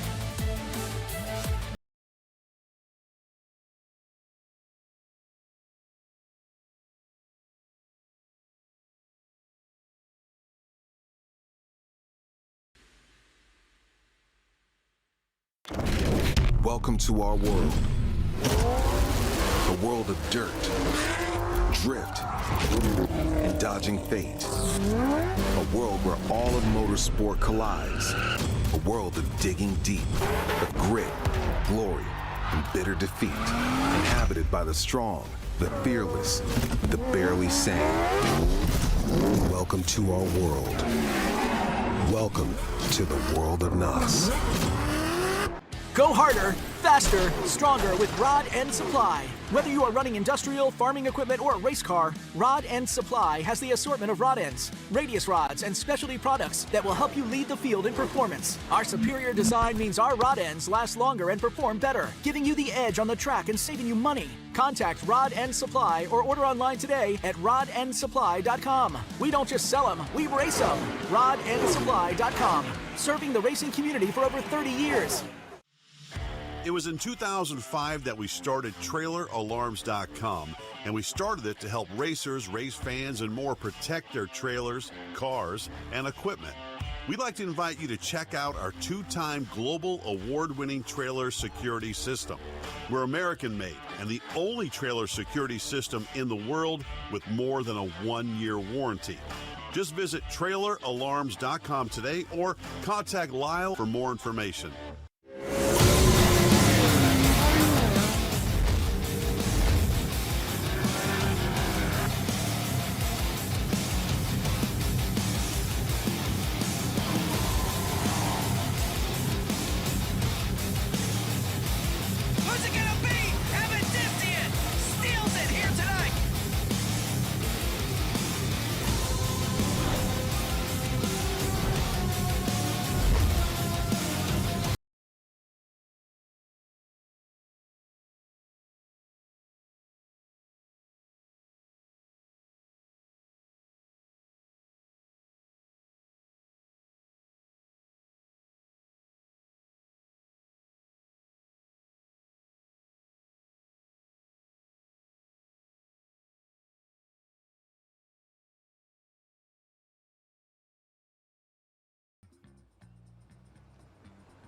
It's hard to contain your excitement when you get something you've really wanted.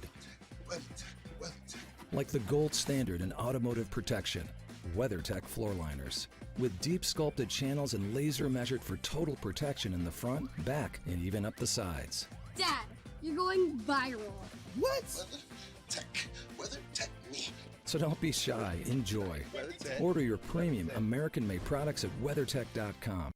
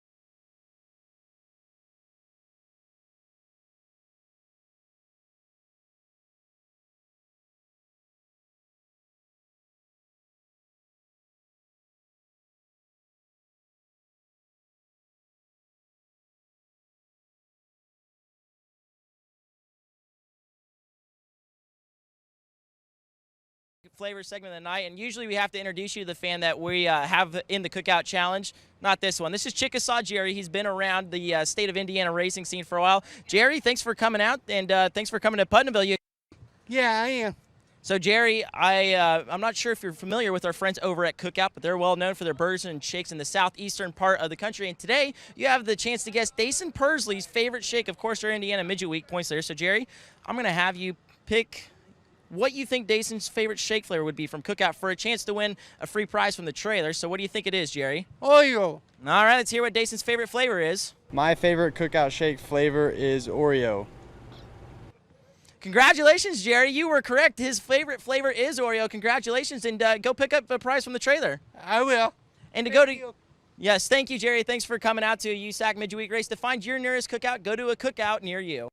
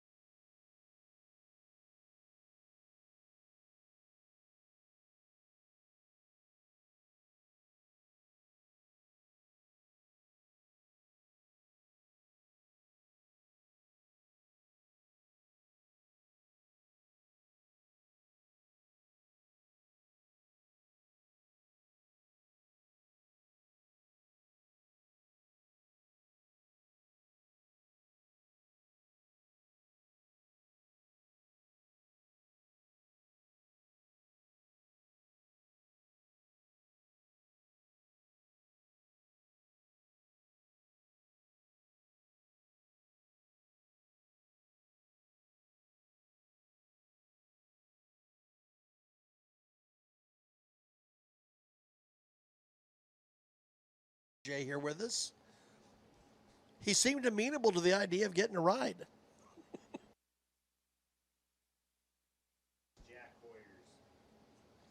Right. Yeah, he's been working with Jack Hoyer. Hey, Jay had some really good days. Drove that Monty Edison car to some great success. State line Indiana driver.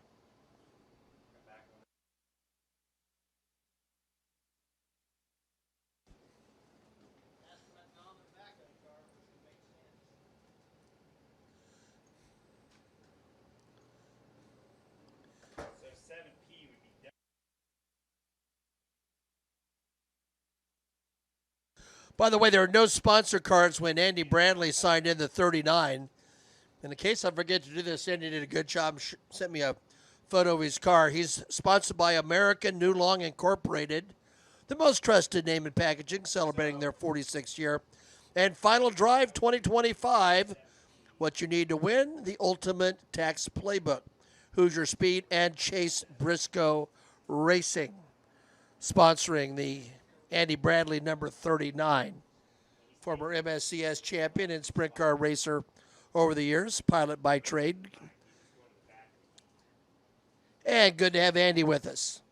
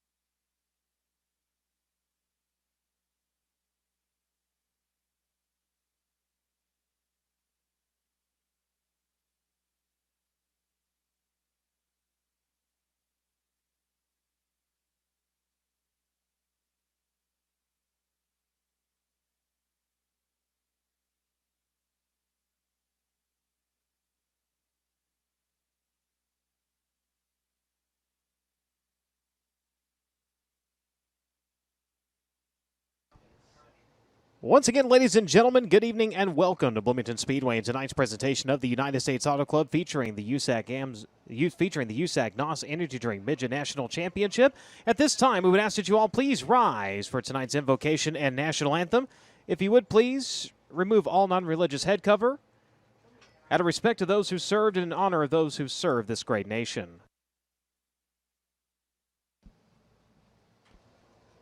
As we welcome and go to Christ with Chaplain Tim Spillman. Can we all pray? Father God, once again we pause and we thank you for all your blessings and all of your love.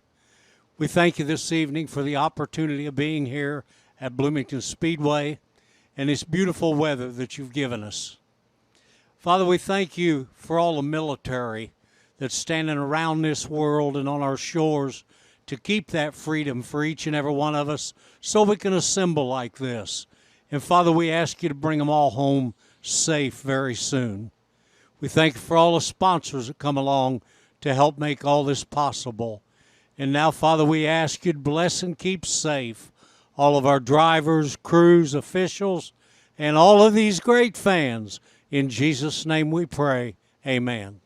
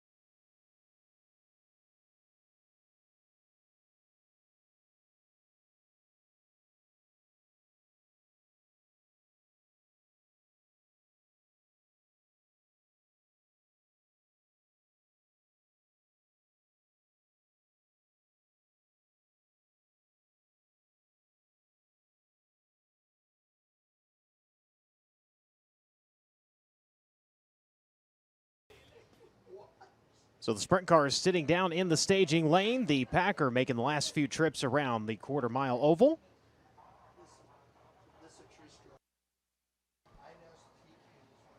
So again, 32 drivers initially checking in for tonight's racing action. One already scratching. That was the 21D of Justin Dickerson. Mechanical problems sidelining him for the night.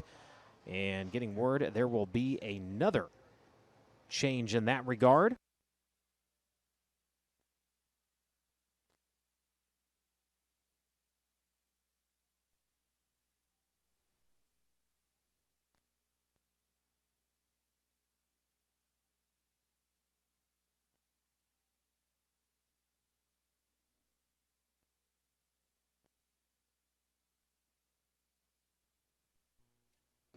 So another change in the lineup coming with the Ramco Speed Group. Drake has been following along with that.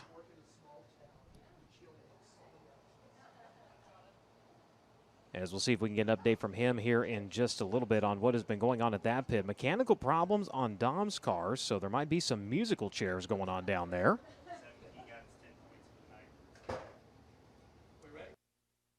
But the sprint cars are pushing out. Let's take it over to Dr. Sullivan. Well, absolutely, and welcome to Bloomington Speedway and all you great fans. And by the way, love the guy there at the stand.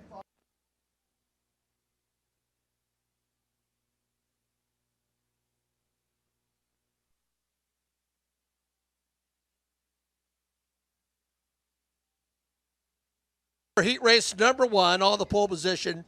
He's a 3-time Bloomington Speedway champion from Bedford, Indiana, in the Jerry Burton Masonry 04. That's Jeff Bland Jr. Alongside, he comes to us from Sonoma, Washington, in the 26 Rudine sponsor machine.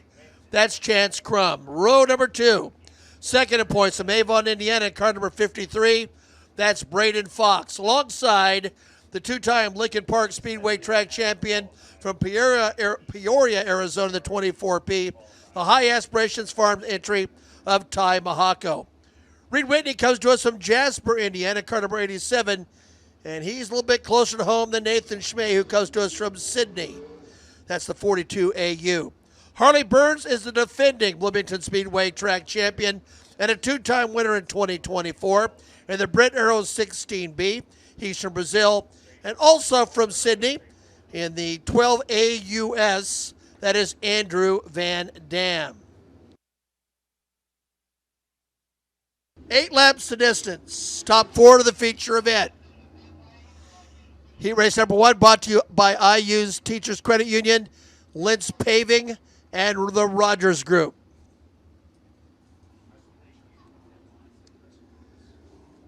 Last night I mentioned 2 of the great patrons of auto racing, Dwayne and Sonia Alexander.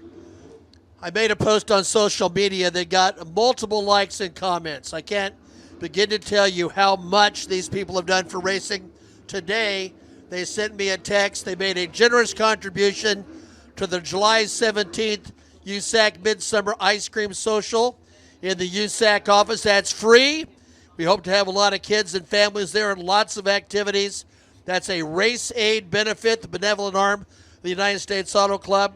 We appreciate anyone who would like to come on board as a sponsor in our effort to get children more involved and more up close and personal with some members in our racing community. That's our future. We need young fans. Well, Ty Mahako barks in a bit. And right now, if you're talking about 3 drivers that have been going at it on a regular basis on the Indiana bull ring scene, that would include Harley Burns, the Indiana State graduate, the Arizona Ty Mahako, and Braden Fox. The Fox family have roots here that go back decades. Brian Hottie with the green flag, and we're racing. Mahako to the inside. There is Harley Burns tracking him down the back straightaway. Harley tracking, make a move to the inside.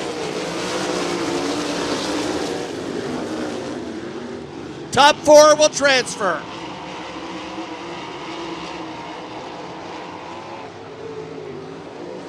Right now, that 4th position held by the Redeem 26 of Chance Crum. Jeff Bland going to try to make it happen. He's right behind, trying to get in that 4th and final transfer spot.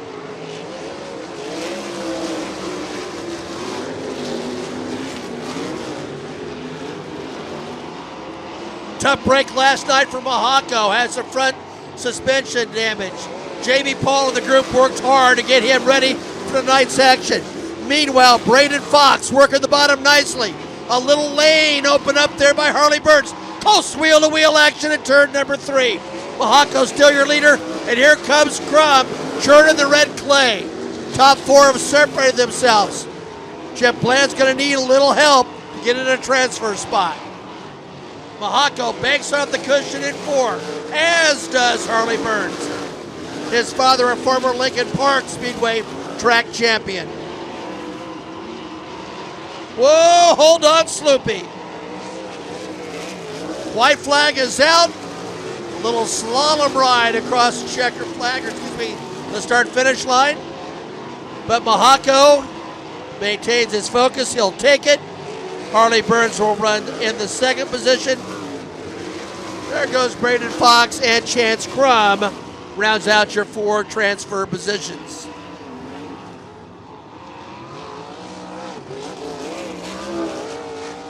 Well, Ty Mahako, who works at DRC Chassis, has to have a smile on his face after all the struggles last night, as he with relative ease, puts it in the win column tonight.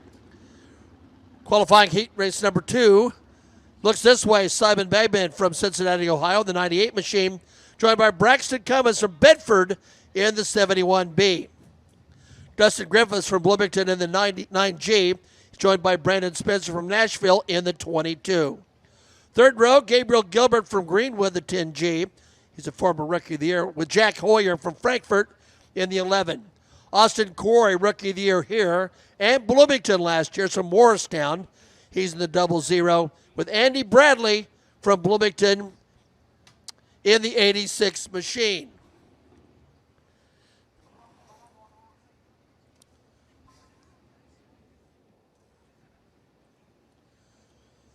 Two of 4 heat races for the sprint cars.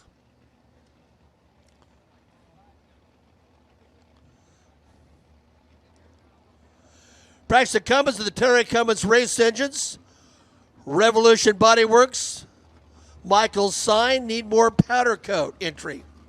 There goes Brandon Spencer, very much in the points, both here and at Lincoln Park Speedway. Victorious this year at Lincoln Park is Brandon Spencer. He's in the Williams Racing entry. Gabriel Gilbert really cut his teeth on the karts, raced out at Newcastle Raceway Park for much of his years, with great success, I might add, before transitioning into the sprint cars. Austin Corey, we see his uncle on the USAC Silver Crown Trail. His dad also a champion in the Thunder Roadster division. Both drivers came out of the TQ ranks that are very active in Indiana under a variety of names, but ultimately has been an active association of TQ racing in Indiana since a meet at the airport in Rushville back in 1961. Corey's very much a part of that. Also sponsored by Don's Garage, Armstrong Transport, Celebrations Child Care and Ministry, Robin's Kitchen, Doty Graphics, and Brown's Oil Service.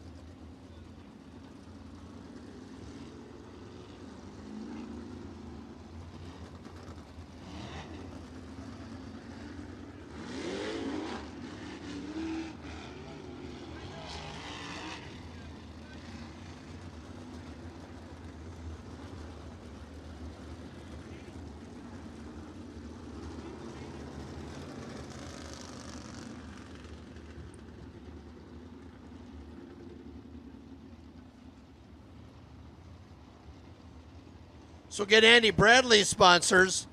America New Long Incorporated, the most trusted name in packaging, celebrating their 46th year. The Final Drive 2025, Hoosier Speed, and Chase Briscoe Racing.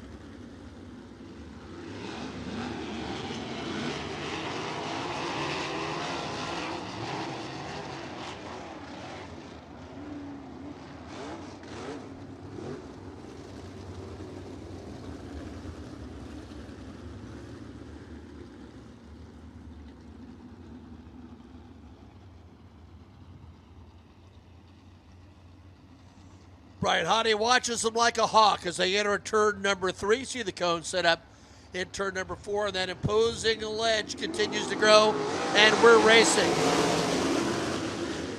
Brandon Spencer has shown so much speed in 2024. Yellow-black 22 gets out to the early advantage. High and low lines right now being employed. Stephen Bybin, a former Lawrenceburg Speedway Rookie of the Year, trying to make some noise. Andy Bradley sort of rattling his saber down on the bottom of the racetrack.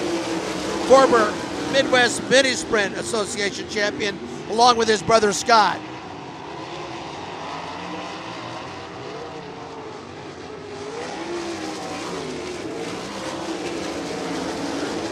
Hoyer trying to make a move for the 3rd position.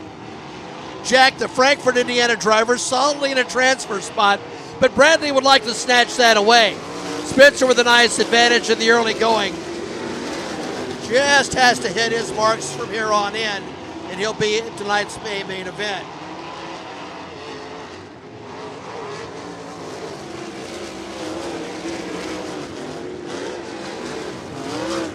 Braxton Cummins picked up a Boss Series win a couple of years ago over at Montpelier Raceway. Park in trouble off of turn number 3. Looks like Andy Bradley has come a cropper in the 3rd turn.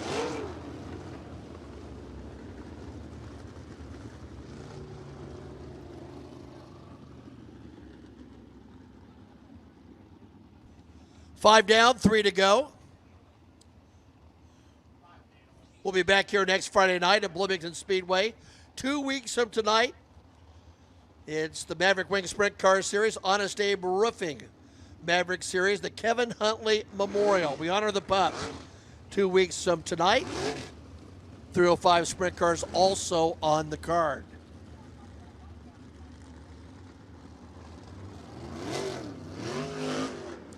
So and now Andy's in a fight back position with only a few laps to go. Brandon Spencer had built a nice cushion that's now wilted away. Simon Bybit will try to snatch that top spot away from the 22. Oh, man.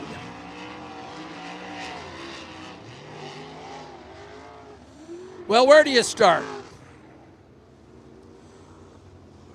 Always the worst on a restart like that when one gets sideways and the accordion begins.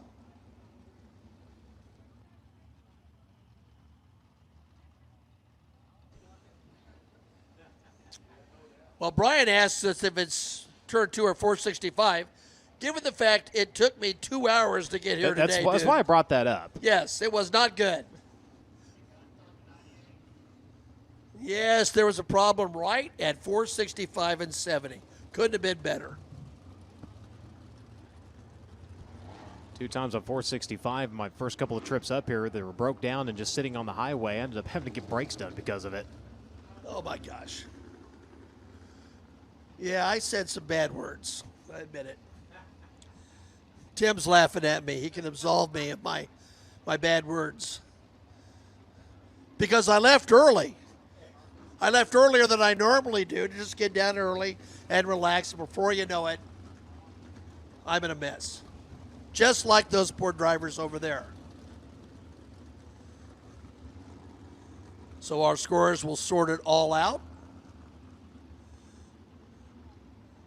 Tight quarters racing. We always share this, and I know that those who are long-standing fans of Bloomington Speedway know this so well, but obviously this, at one point, this was much more almost a 5/8 racetrack. And the contour you can see, racetrack extended out off of turns 3 and 4. And the hillside has been a part of this racetrack almost from day one. Fans, just like today, set up lawn chairs and watch the action. When we were recounting some of the early winners, you know, back as early as 1923 and 1924, one of the winners actually ultimately went to jail for a time because he was a getaway driver for Dillinger. So he was fast. And he actually got into victory lane here at Bloomington Speedway. So we're using our race receiver system right now to get everyone back in line.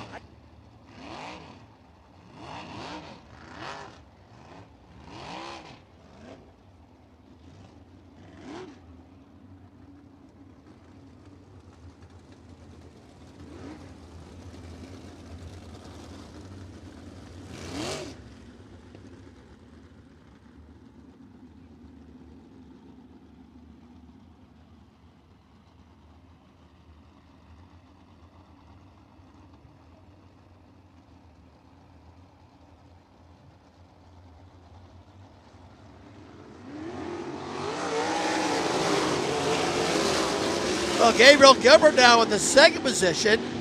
Let's see if the Greenwood, Indiana driver can make hay with that. He takes a look to the inside of Brandon Spencer as everything's been jumbled up. Now, Braxton Cummins got a little bit of a flap here, and I looked out in front of me, and I believe that's Austin Corey staring at the Honest Abe roofing sign right in front of him. When you're in that situation, you might even think about a roof more than being in a race car.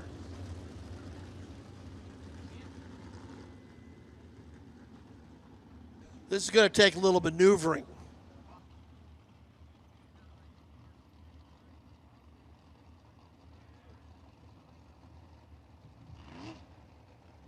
Yeah, we're going to have to do it this way.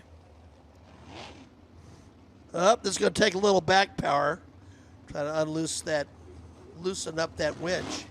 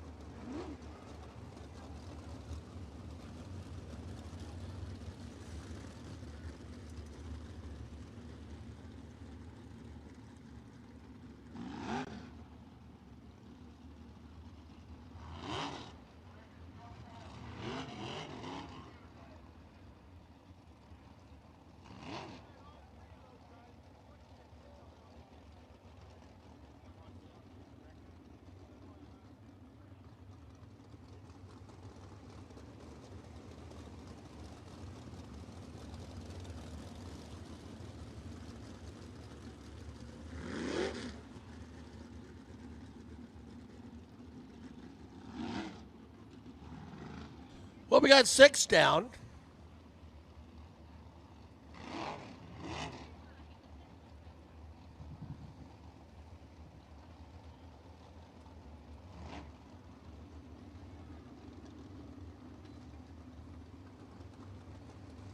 So at the moment, we're doing them one at a time.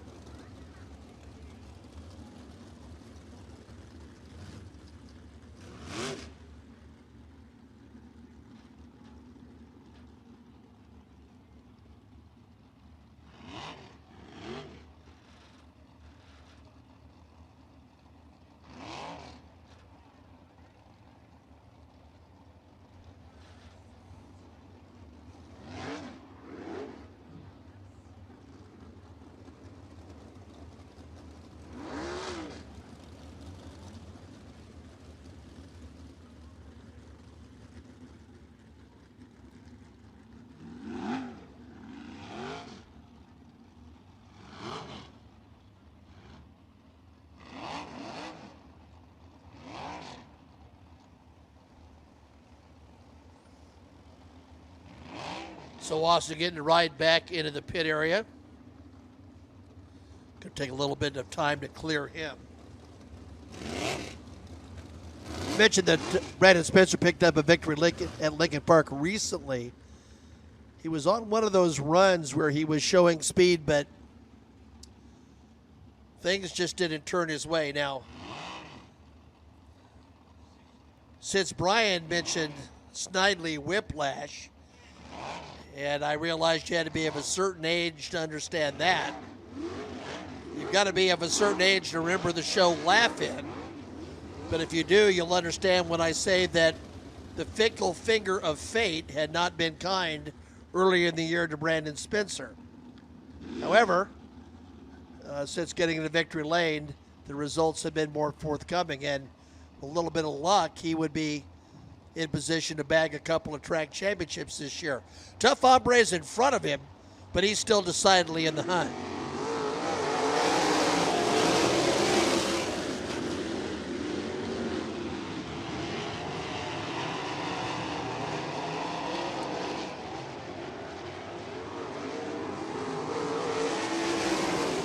Braxton Cummins is trying to make that high side sing. He's got that dangling piece of his race car like a rookie flag trailing in with the checker flag. He can't quite get it done, but what a good run for him. So in the end, it's Brandon Spencer, Braxton Cummins, Gabriel Gilbert, and Andy Bradley who stuck with it and ultimately transferred to the feature event.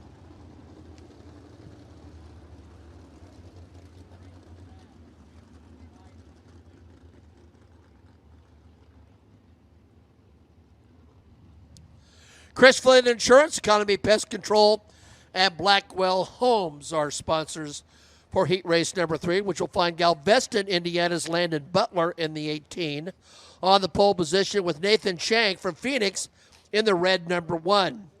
Cindy Chambers from Bloomington in the 18C. Her father, a many-time mini-sprint champion who spent over 25 years behind the wheel, most of it in a sprint car. Alongside will be Eddie Tafoya Jr. from Chino Hills, California, the USAC CRA regular, the 51T.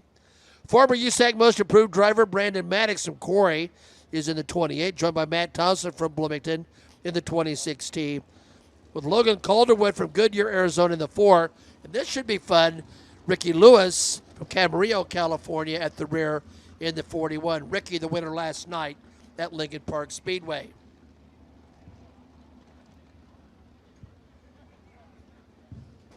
No repeat winners of the NOS Energy Drink National Midget Series. And we'll see if we have a new winner of the sprint car ranks tonight in Bloomington to keep that string going. There's Nathan Shank, did not post a qualifying time last night in that red 1, but looked pretty impressive when it came time to get to serious feature action.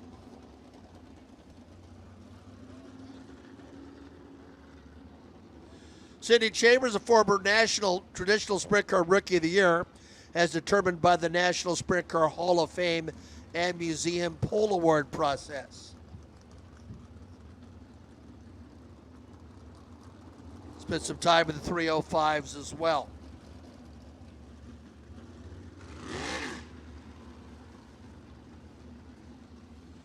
Well, Brandon Maddox has logged many laps and many feature events with the United States Auto Club.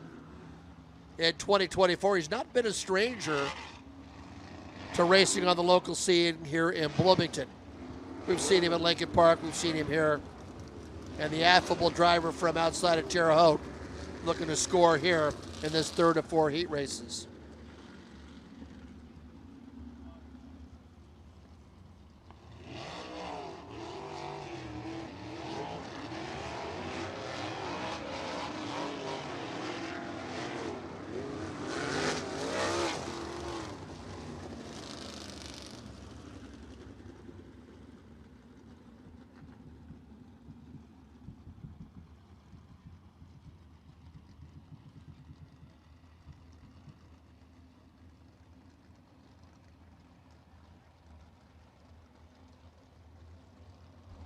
That's side by side. Brian's got to like that. Here we go.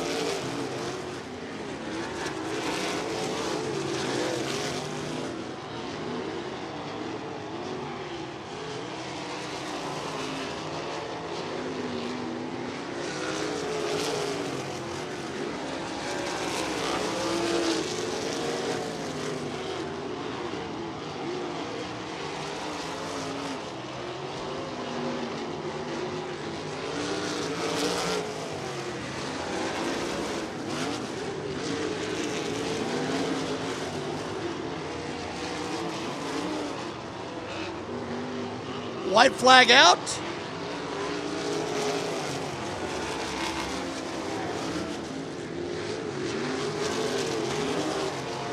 Ricky Lewis takes it with relative ease. And Brandon Maddox runs in the second position.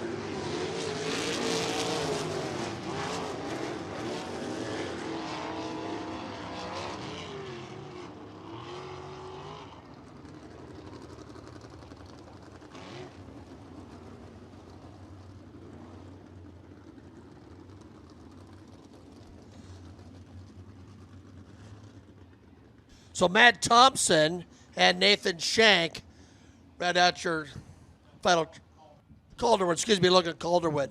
I lost my timing and scoring here information for just a second. He raced number 4, Rylan Gray from Greenfield, the 06, joined by Jaden Rogers from Worthington in the 17 GP. Sergeant Charles Davis from Buckeye, Arizona in the 47, joined by Dalen Chambers from Bowling Green in the 4C. Robert Brown from Memphis in the 31, joined by Nate Bell from Paragon in the 7.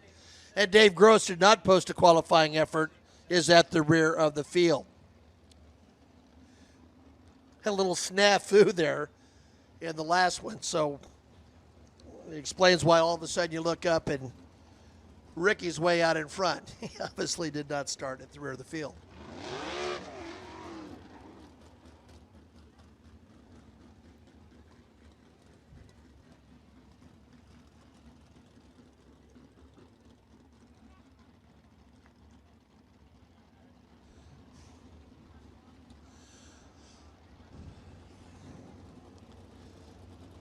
So Jaden Rogers, another driver who is, when he's not had a full-time USAC ride, has been really a regular competitor here in the state of Indiana as he powers by and has had great success locally on these racetracks, so he'll be a force.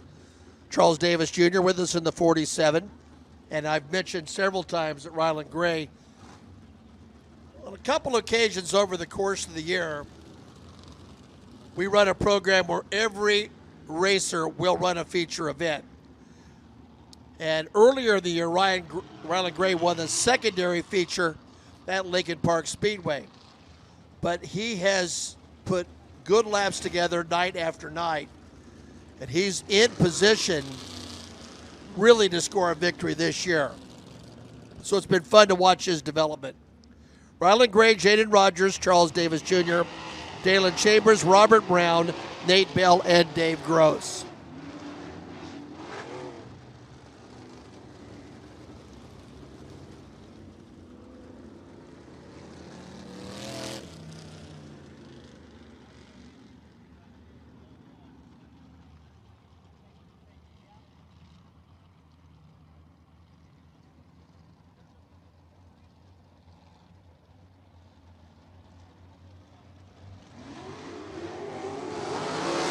Final heat race of the night.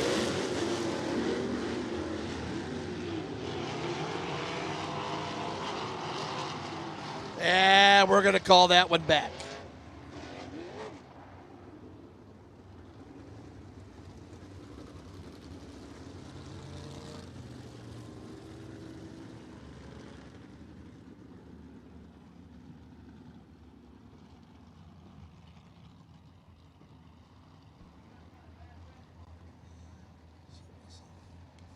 Still plenty of sunshine here in the Midwest as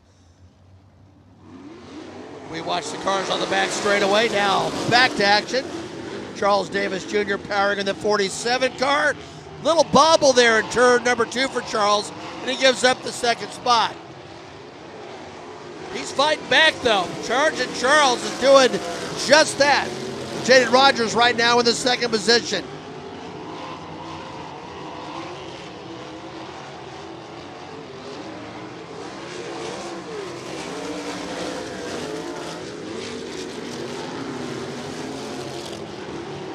Right now, your top 4 in relative safe position. Dalen Chambers in the final transfer spot. Jaden Rogers, to me, looks interested in taking over that number 1 spot, in spite of being safely in the feature at this point. Way up on the cushion goes Rogers. And Gray goes over it, and that leaves the opening that Rogers needs. Can he bank off a 2 and get it done? He can. So the former USAC Rookie of the Year now powers to the lead. Ryland Gray trying to fight back, charging Charles in third. Dalen Chambers in good shape right now in the fourth position. Boy, the question can be, is it possible that Rogers will catch traffic before this one's in the book? However, the two he would contend with are planted right square on the bottom of the racetrack. 1 to go. Rogers has it. Ryland Gray wants it, and he's digging hard coming out of 2. Look at him twisting that car right now. There goes Ryland Gray. There goes Rogers.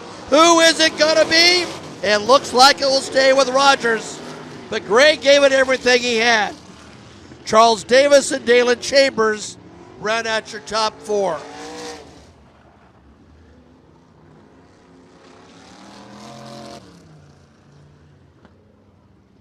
Well, Ryland Gray right there gave it everything he had, came up just a little shy. Well, Brian, Midgets are next. Brian and Christie.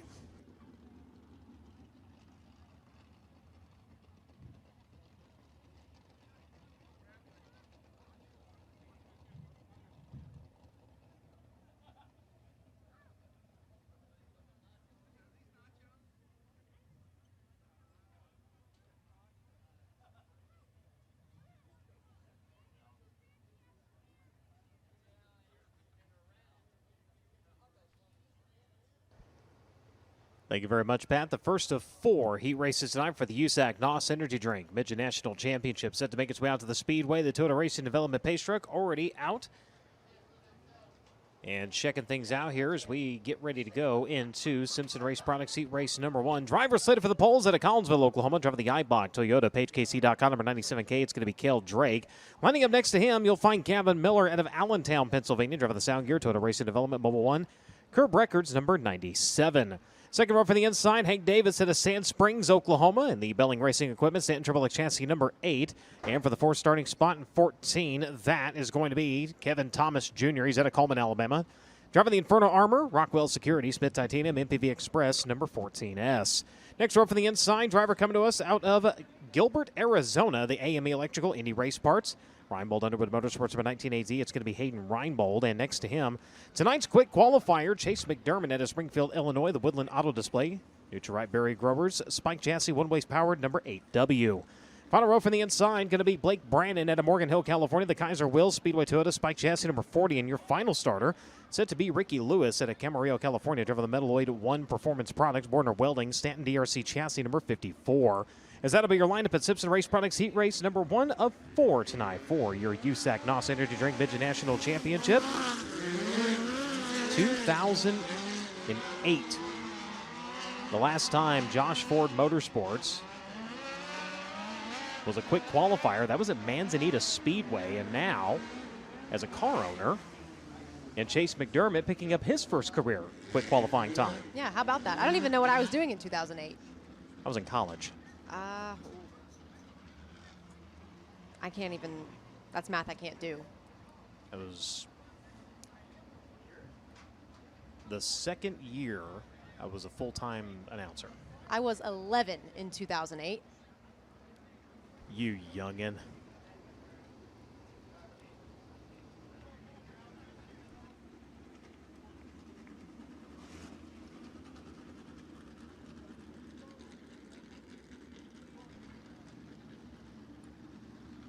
So Cale Drake in the 97. Slated to go from the pole last night, 8th at Lincoln Park, his first career attempt here at Indiana Midget Week. Gavin Miller lining up next to him in the 97. 10th last night. 1 year ago, went to victory lane here. So we'll see if he can back it up. Tim's already doing that at Lawrenceburg. We saw that to kick things off here as we go to green. So Gavin Miller pretty committed to the bottom side of the racetrack, but we're going to wave that one off and try it again. It looks like Gavin Miller might be the car penalized on this one. Null and void, 97K. 97K. Going to get called on that, so they will crisscross at the front of the field. a lineup change prior to one car in either inside or outside. They move straight up. When they call them back like that, they're going to crisscross. So a couple of different things to look at when it comes to how they adjust the lineups. We'll talk about that, as that is going to have an effect on the next 2 heat races.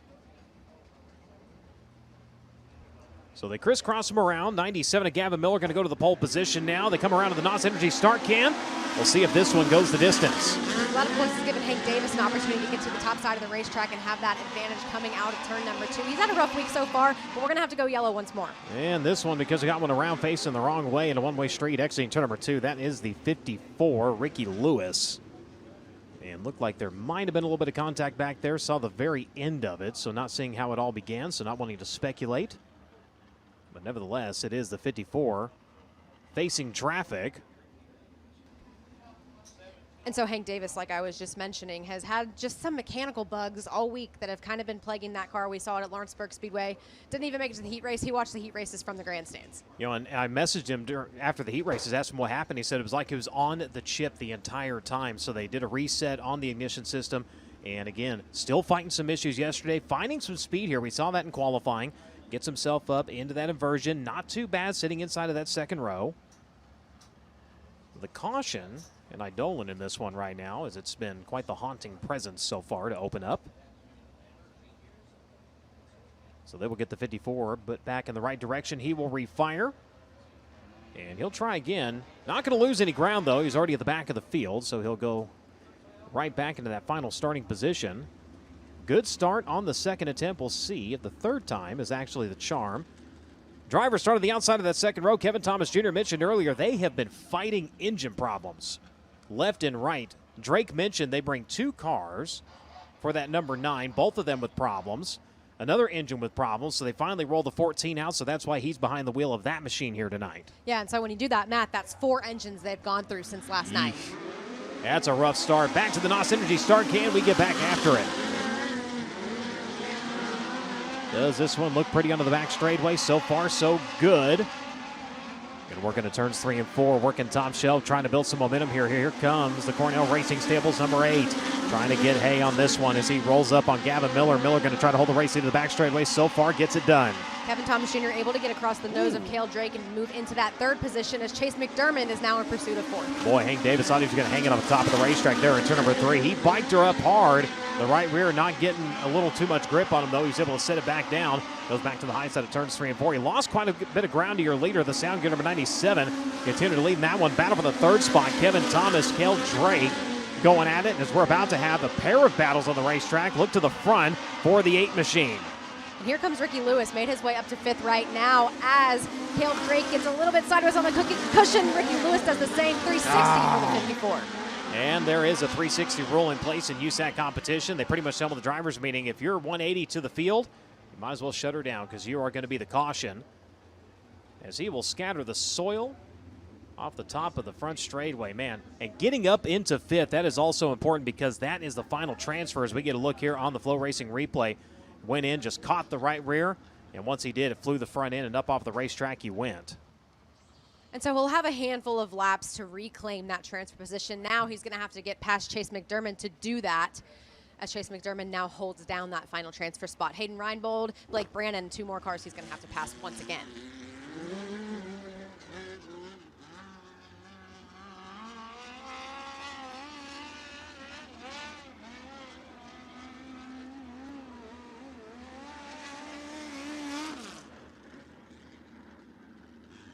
So he will realign at the tail end of the field once again.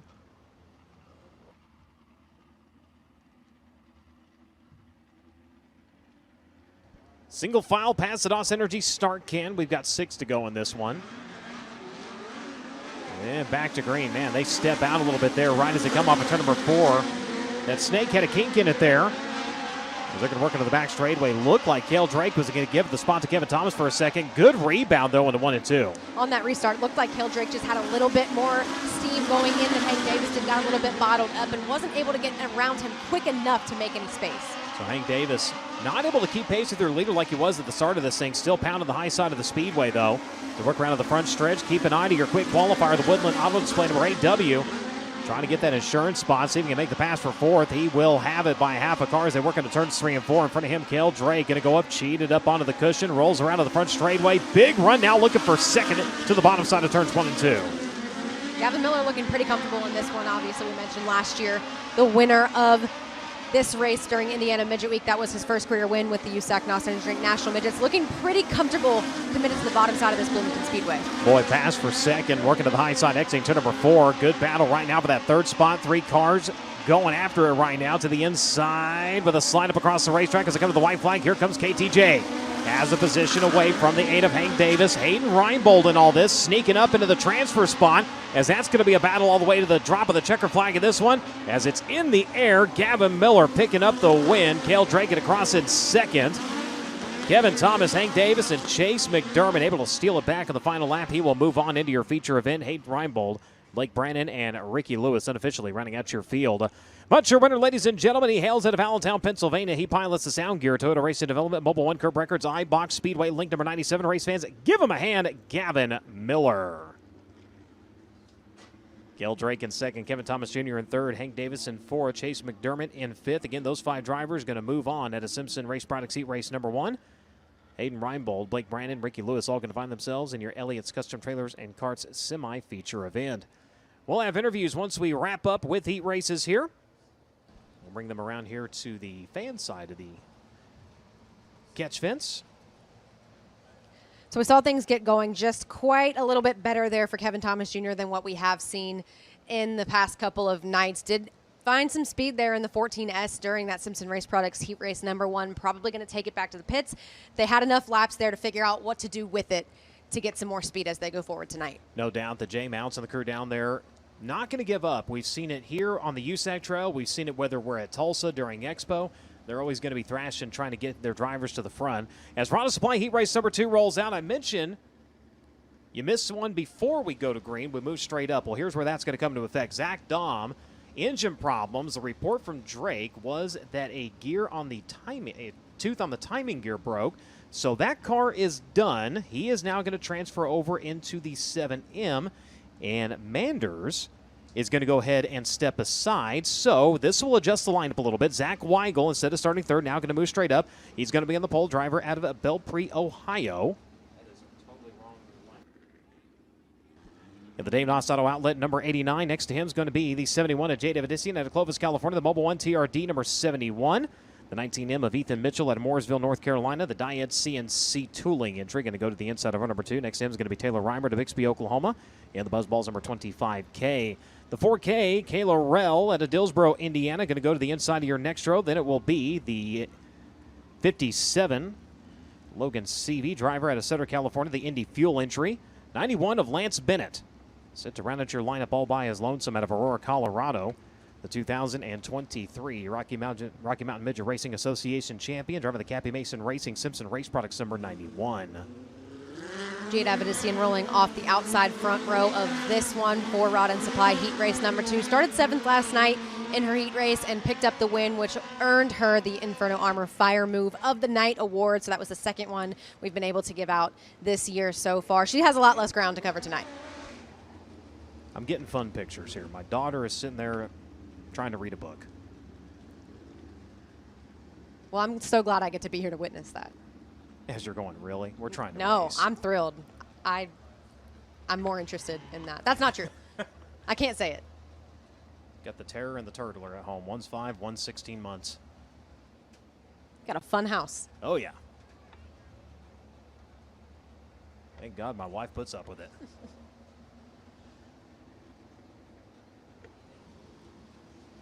So field rolling behind the Toyota Racing Development pace truck. Again, the Dave Noss Auto number 89 going to move up to the pole position. Driver to Belpre, Ohio. Good start to Midget. We got that quick time in Lawrenceburg with an 8th place finish. A little bit of a struggle last night, 20th place. So we'll see if we can get a rebound here tonight. Only a handful of starts. It was his 4th attempt in National Midget competition when he got the quick qualifying time for CB Industries.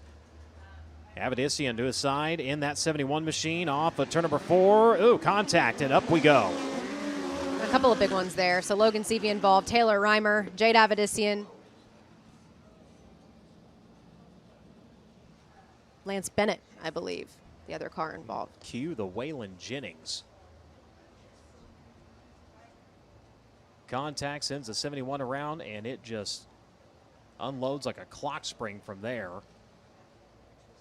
Seemed like Taylor Reimer might have gotten the worst of that one, as she looked to be the only one that got some pretty serious airtime. So there's a chance that some of these cars are able to flip over and push off. It's hard to know without being down there, but it looks like Drake's on his way over. So momentarily, he might have some information for us.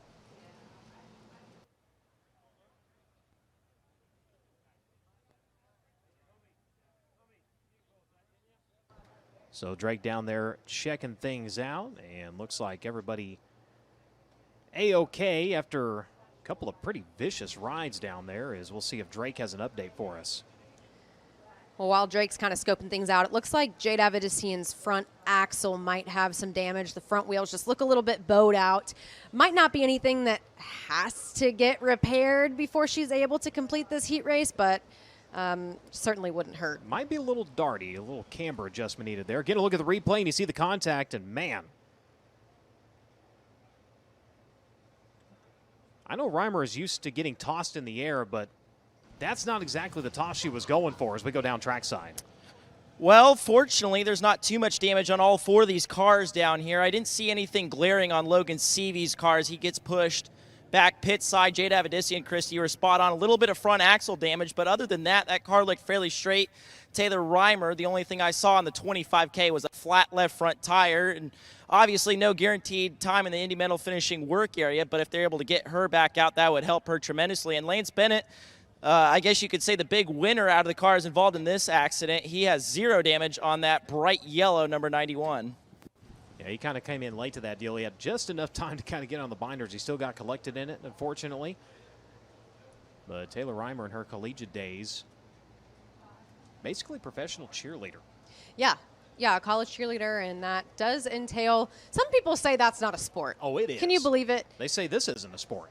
People do say that, and there is not a chance in, you know H-E what, double hockey sticks. I would just like to. We're doing Disney movie references now. The good news is this changes things tremendously for Zach Weigel, Ethan Mitchell, and Kayla Rell especially, who was at the tail of this one when it started. She's going to get moved up to the front, so that's a big help for her. It definitely is. Not only is this a very physically demanding sport, it's a mentally demanding sport. This is a rolling stem project. Yeah, and we've talked about it before, and I actually got the exact number from Kevin Thomas Jr. We talked about this at Indianapolis Raceway Park with the Silver Crown Series for the Hoosier 100.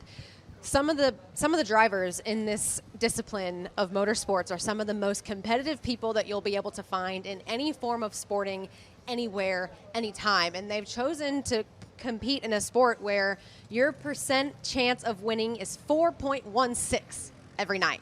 And they are pissed when they don't win. And they are, and it's so interesting that most of the time when you play a stick and ball sport, you have a 50% chance of winning because you're on a team of one of two, right? So 4.16% chance of winning each night if you're at one of 24. However, Kevin Thomas Jr. did note that night, unless you're Cody Swanson.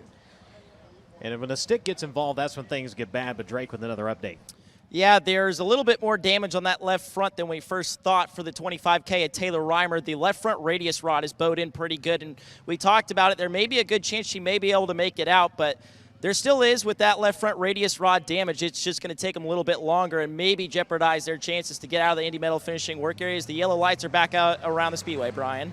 And kind of looking off behind you, and it looks like Avedisian was getting the push back to the pit, so unfortunately it looks like her heat race coming to an abrupt close. Yeah, seems like she went to the Indy Medal finishing work area. They did some work. Looked like they were going to attempt to roll it back out, and things just didn't pan out. So back to the trailer for Jade Avedisian. So that's a pretty big hit. So we will try it again. With a lot less cars. We're down to about a trophy dash here. They're all going to transfer, so. That's the good thing. So even if a car left in this field does not finish this heat race, they're still going to bring up the 5th position, which means they're a transfer car. So we have got the 19 of Mitchell, the 4 of Rell, 89 of Weigel, the 91 of Bennett, and the 57 of Seavey. So your quickest qualifier in this group on track, so he is going to be inside the first 3 rows.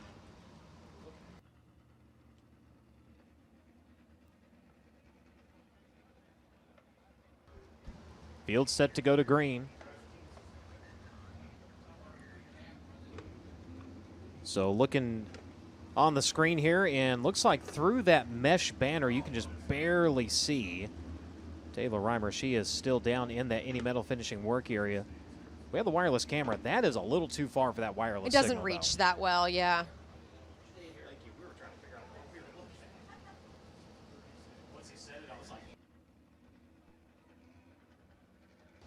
So let's try it again. Field side by side, nose to tail. The Non-Synergy start can. Going to greet them once again. Hello, goodbye. They're going to race off into turns 1 and 2. Mitchell this time going to take off with the race lead. Lance Bennett going to make hay to the outside. He and Stevie going to go at it for the 4th spot here. Weigel on the bottom. Going to have seconds to come around to click off lap number 1. Yay, we got one in. Hey, look at that. Ethan Mitchell, previously a fast qualifier here at the Bloomington Speedway with the USAC Drink National Midget. So knows a good way around this place. Logan Seavey currently taking an alternate route. Seavey getting caught up in that early melee there. He's going to stick it up on the cushion and try to make something happen. He's grabbed 3rd away here. So right now he is 3rd row bound in the feature event, but whoever wants to finish outside of first place, we're going to go ahead and go for it here. He's looking for 2nd as they work onto the backstretch, side by side nearly with Weigel as they work into turn number 3, trying to carry that momentum around. Not entering on the cushion. He's going up and kind of cheating it, catching about halfway through the middle of turns 3 and 4, likewise in 1 and 2. A little bit later on the exit at 2 as he'll secure that 2nd spot to the back straightaway. In 1 or 2 more laps, Ethan Mitchell's going to have some company out of Logan Seavey, and you might think that since all of these cars are going to transfer now, it wouldn't be that big of a deal to try and win this heat race. However, A, all very competitive. B, this pays points to Logan Seavey after that, and he did just have the advantage over Mitchell on the backstretch. And that's the big thing. He's going to come around and he's going to click off with the race lead with 4 laps to go in this one. 6 in, 4 to go. And those heat race points, that will be the difference when we come down to the end of whether or not you stand on stage as the champion or you walk away with silver in this, as he'll take that very cool looking car up in the front of the field. Indy Fuel, AP Driver Development, Prime 47, Drexel Interiors all coming on board here for Indy Midget Week. Likewise, they'll be on that car during the BC 39 as well. Well, some of those mechanical woes that Logan Seavey has been having in the Midget with the Abacus Racing team so far during this Indiana Midget Week, these points are going to count in a big way for him when we do wind down in the season later on. They really are, as the white flag has flown later onto the back straightaway. Lawrenceburg, it was a rocker stand that came apart. That sidelined him early. Ended up with 11th place finish last night. He gets the heat race win here in Rod Supply heat race number 2. It took a minute. 2, 3. Couple of minutes, maybe. Just a few to get there. But we made it. Winner in this one comes to you out of Southern California, driver of the Indy Fuel, AP Driver Development, Prime 47, CGCPA's Indy Custom Stone, number 57. Race fans, give him a hand, Logan Seavey. Ethan Mitchell crossing in 2nd, Zach Weigel in 3rd. Kayla Rell, Lance Bennett, your top 5. Taylor Reimer, Jay Davidisian, unofficially going to round out your field there in heat race number 2. So I imagine Logan Seavey going to take that car back to the pit area. They're going to do a pretty serious look over before they roll it back out here for tonight's night number 3 of Indiana Midget Week. It's kind of a Tommy tip over, but even still, it's always up here where we say, oh, just like bolt-on parts. Well, no, the entire car's diamond, and that thing is, all kinds of askewed all over the place. So they definitely want to take a good look at that, like you said, as we roll into TJ Ford's heat race number 3. On the pole, this one, driving to Auckland, New Zealand, going to be Michael Pickens in the Inferno Armor, K1 race gear, Stanton Spike chassis, number 54 NZ. Next to him, Snidely in that 27X. It's going to be Kyle Jones at Kennedale, Texas, in the Realty Connect England Machine and Tool. Smiley's Racing Products, number 27. Next row from the inside, set to be Jake Andriotti out of Castro Valley, California, driving the Acro Steel Stanton DRC chassis, number 14. Caden Manders was set to go next to him. Now the 7M is going to have Zach Dahm. That car going to drop to the tail. And the 3G going to move up to the 4th starting spot. Driver coming to us out of Princeton, Indiana, the Oshwicken Speedway, SR11X bike chassis, number 3G. That's going to be Kyle Cummins. Next row from the inside, going to be Justin Grant at Ione, California, the NOS Energy EnviroFab MPV Express Toyota RMS Racing number 2. And outside of him now going to be the 99K of Robert Carson out of Concord, California, driving the Carson Seeger Racing Esslinger Spike number 99K. The 17 inside of your final row, set to be Tom Dunkel out of Manatee, California, driving the inland rigging. Oak Hill Postal one-way spike chassis number 17A, and now he'll be behind the wheel of that number 7M. That's going to be Zach Dahm out of Pocahontas, Illinois, the American Fire Extinguisher. Precise Racing Products, Speedway Toyota King chassis number 7. As that'll be your scheduled line of 4. TJ Forged heat race number 3 of 4.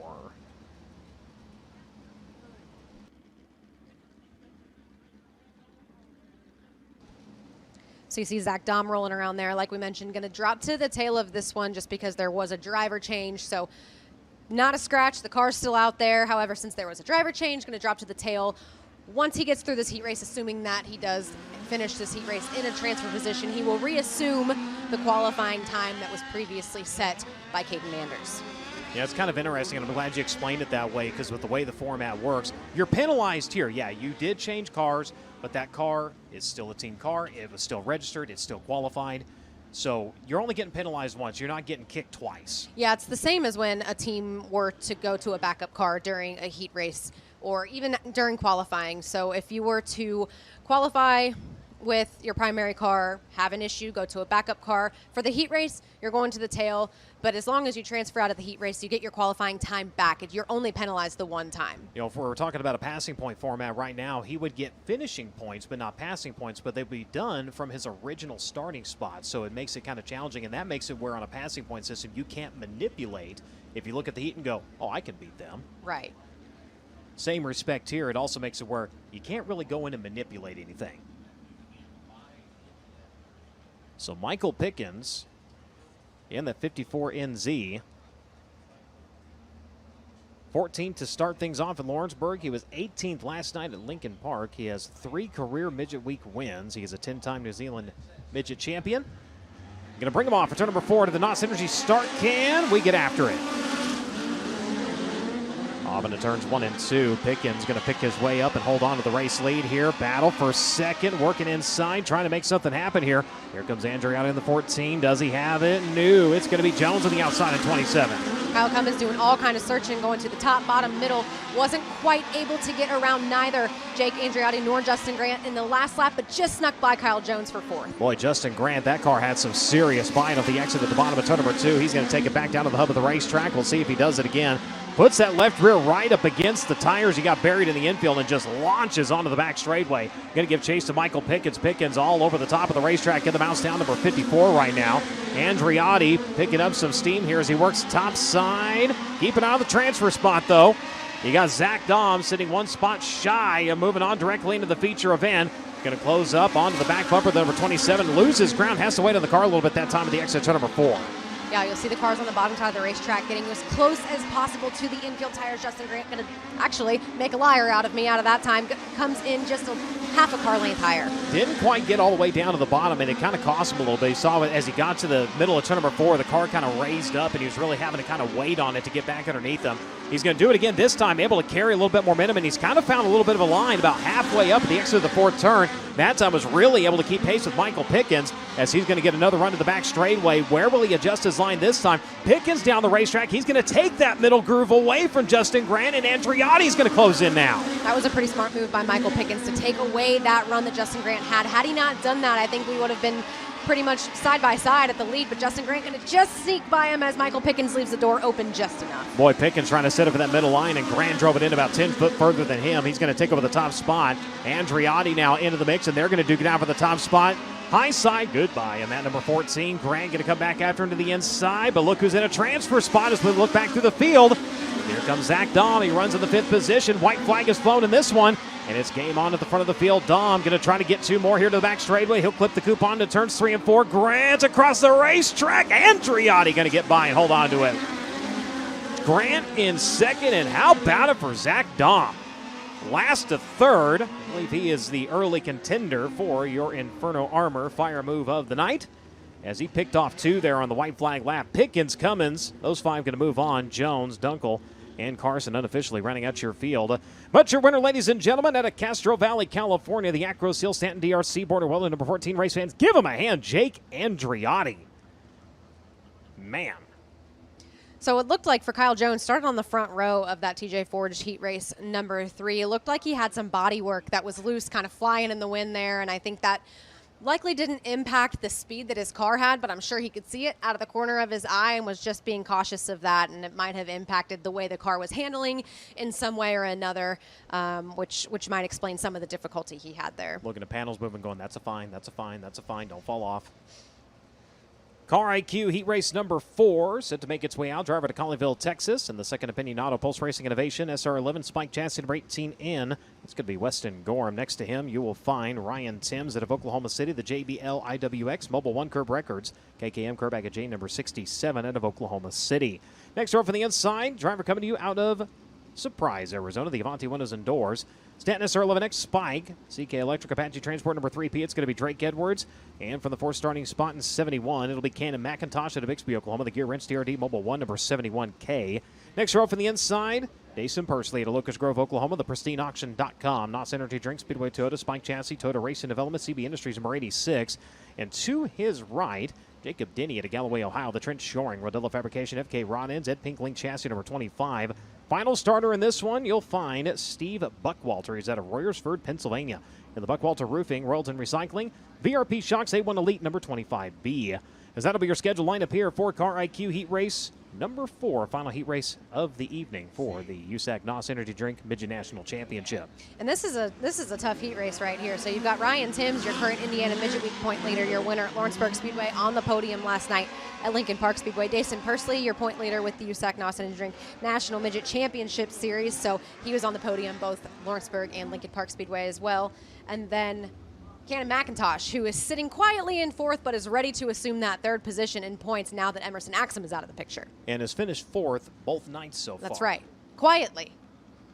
Drake and I talked about that during the pre-race show about whether or not the rest of this week was going to be a 2-horse race between Ryan Timms and Dason Persley, and I completely disagree. I think Cannon McIntosh is prepared and ready to be a factor. Yeah, Cannon's not one that you ever want to leave out of the conversation, and you talk about quiet. He's quietly consistent until it's really time to make some noise, and then you're going to go, oh, wow, there he is. And he's had a great year so far. Yes.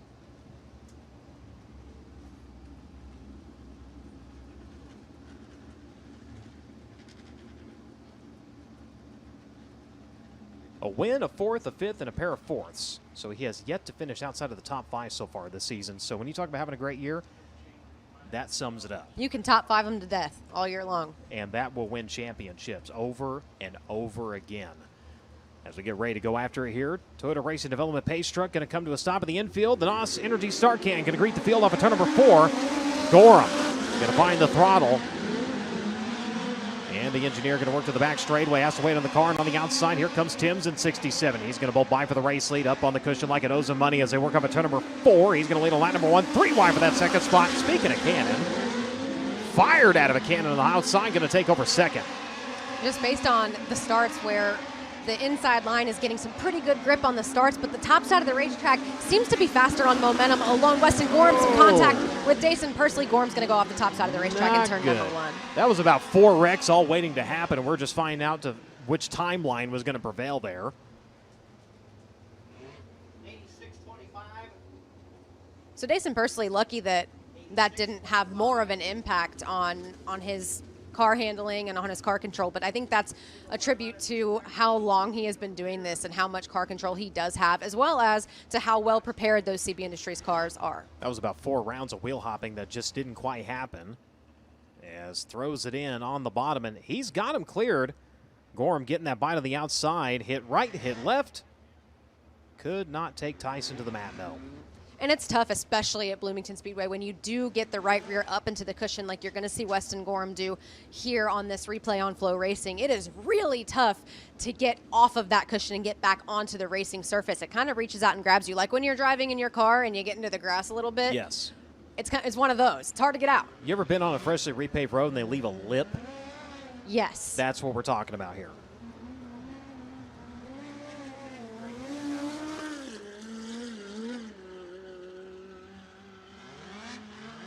As I do believe Drake with a report.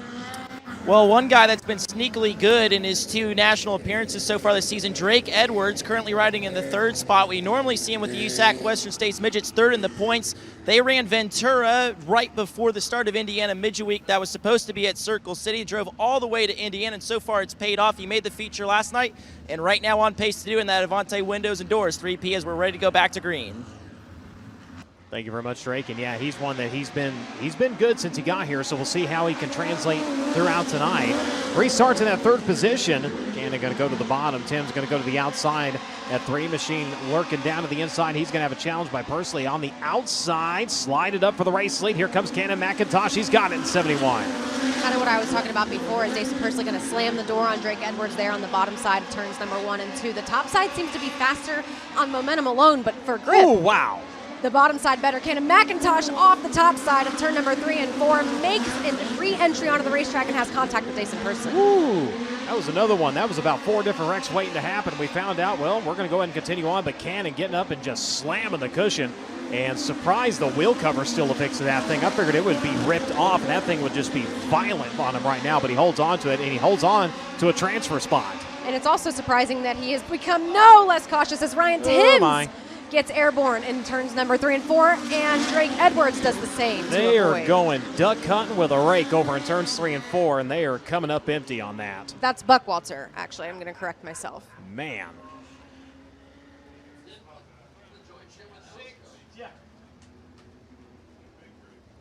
So Ryan Timms, kind of the start of that domino effect of that one, got into the cushion similar to what we saw with Cannon McIntosh, similar to what we saw with Weston Gorham. Just got up a little bit too high, and it was unforgiving. It got him up into the air. He had a pretty big bounce off the top side of the banking.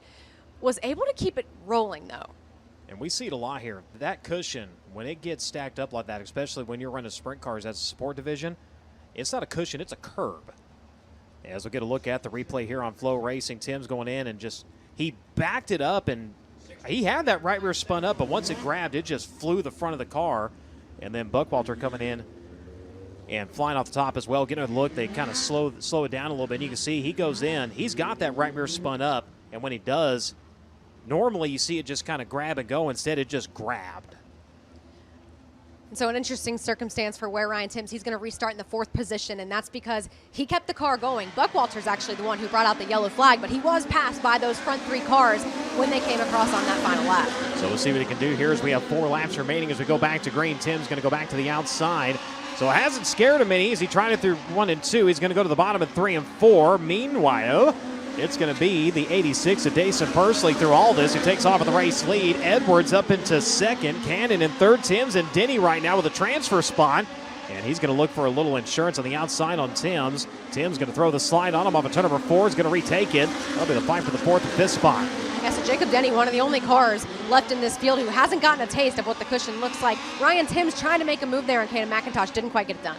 Ooh, man, that was close quarters racing as Tim's going to come around to the way with a wide thigh. He's going to grab the back bumper, the 71 there into 1. He kind of checked up, does it again into turns 1 and 2, but up front, he is all by his lonesome in this one, and he's going to come around to the way with the checker flag, the pristineauction.com, number 86, Dason Pursley.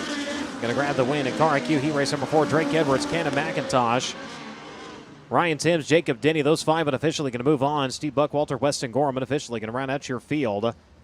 But your winner, ladies and gentlemen, comes here to Locust Grove, Oklahoma, the pristineauction.com, NOS Energy, Speedway Spike number 86. Race fans, give him a hand. Dason Pursley, Drake Edwards, Cannon McIntosh, Ryan Timms, Jacob Denny, Steve Buckwalter, and Weston Gorham unofficially rounding out your field. You can't say the heats weren't exciting. My heart rate is up. I think I have this fancy ring now that tells me my biometrics. I'm going to be stressed at, what time is it? 8:52 p.m., stressed. It's going to ask why. Don't ask. Midgets. Bloomington. Yes. That's all you need to know.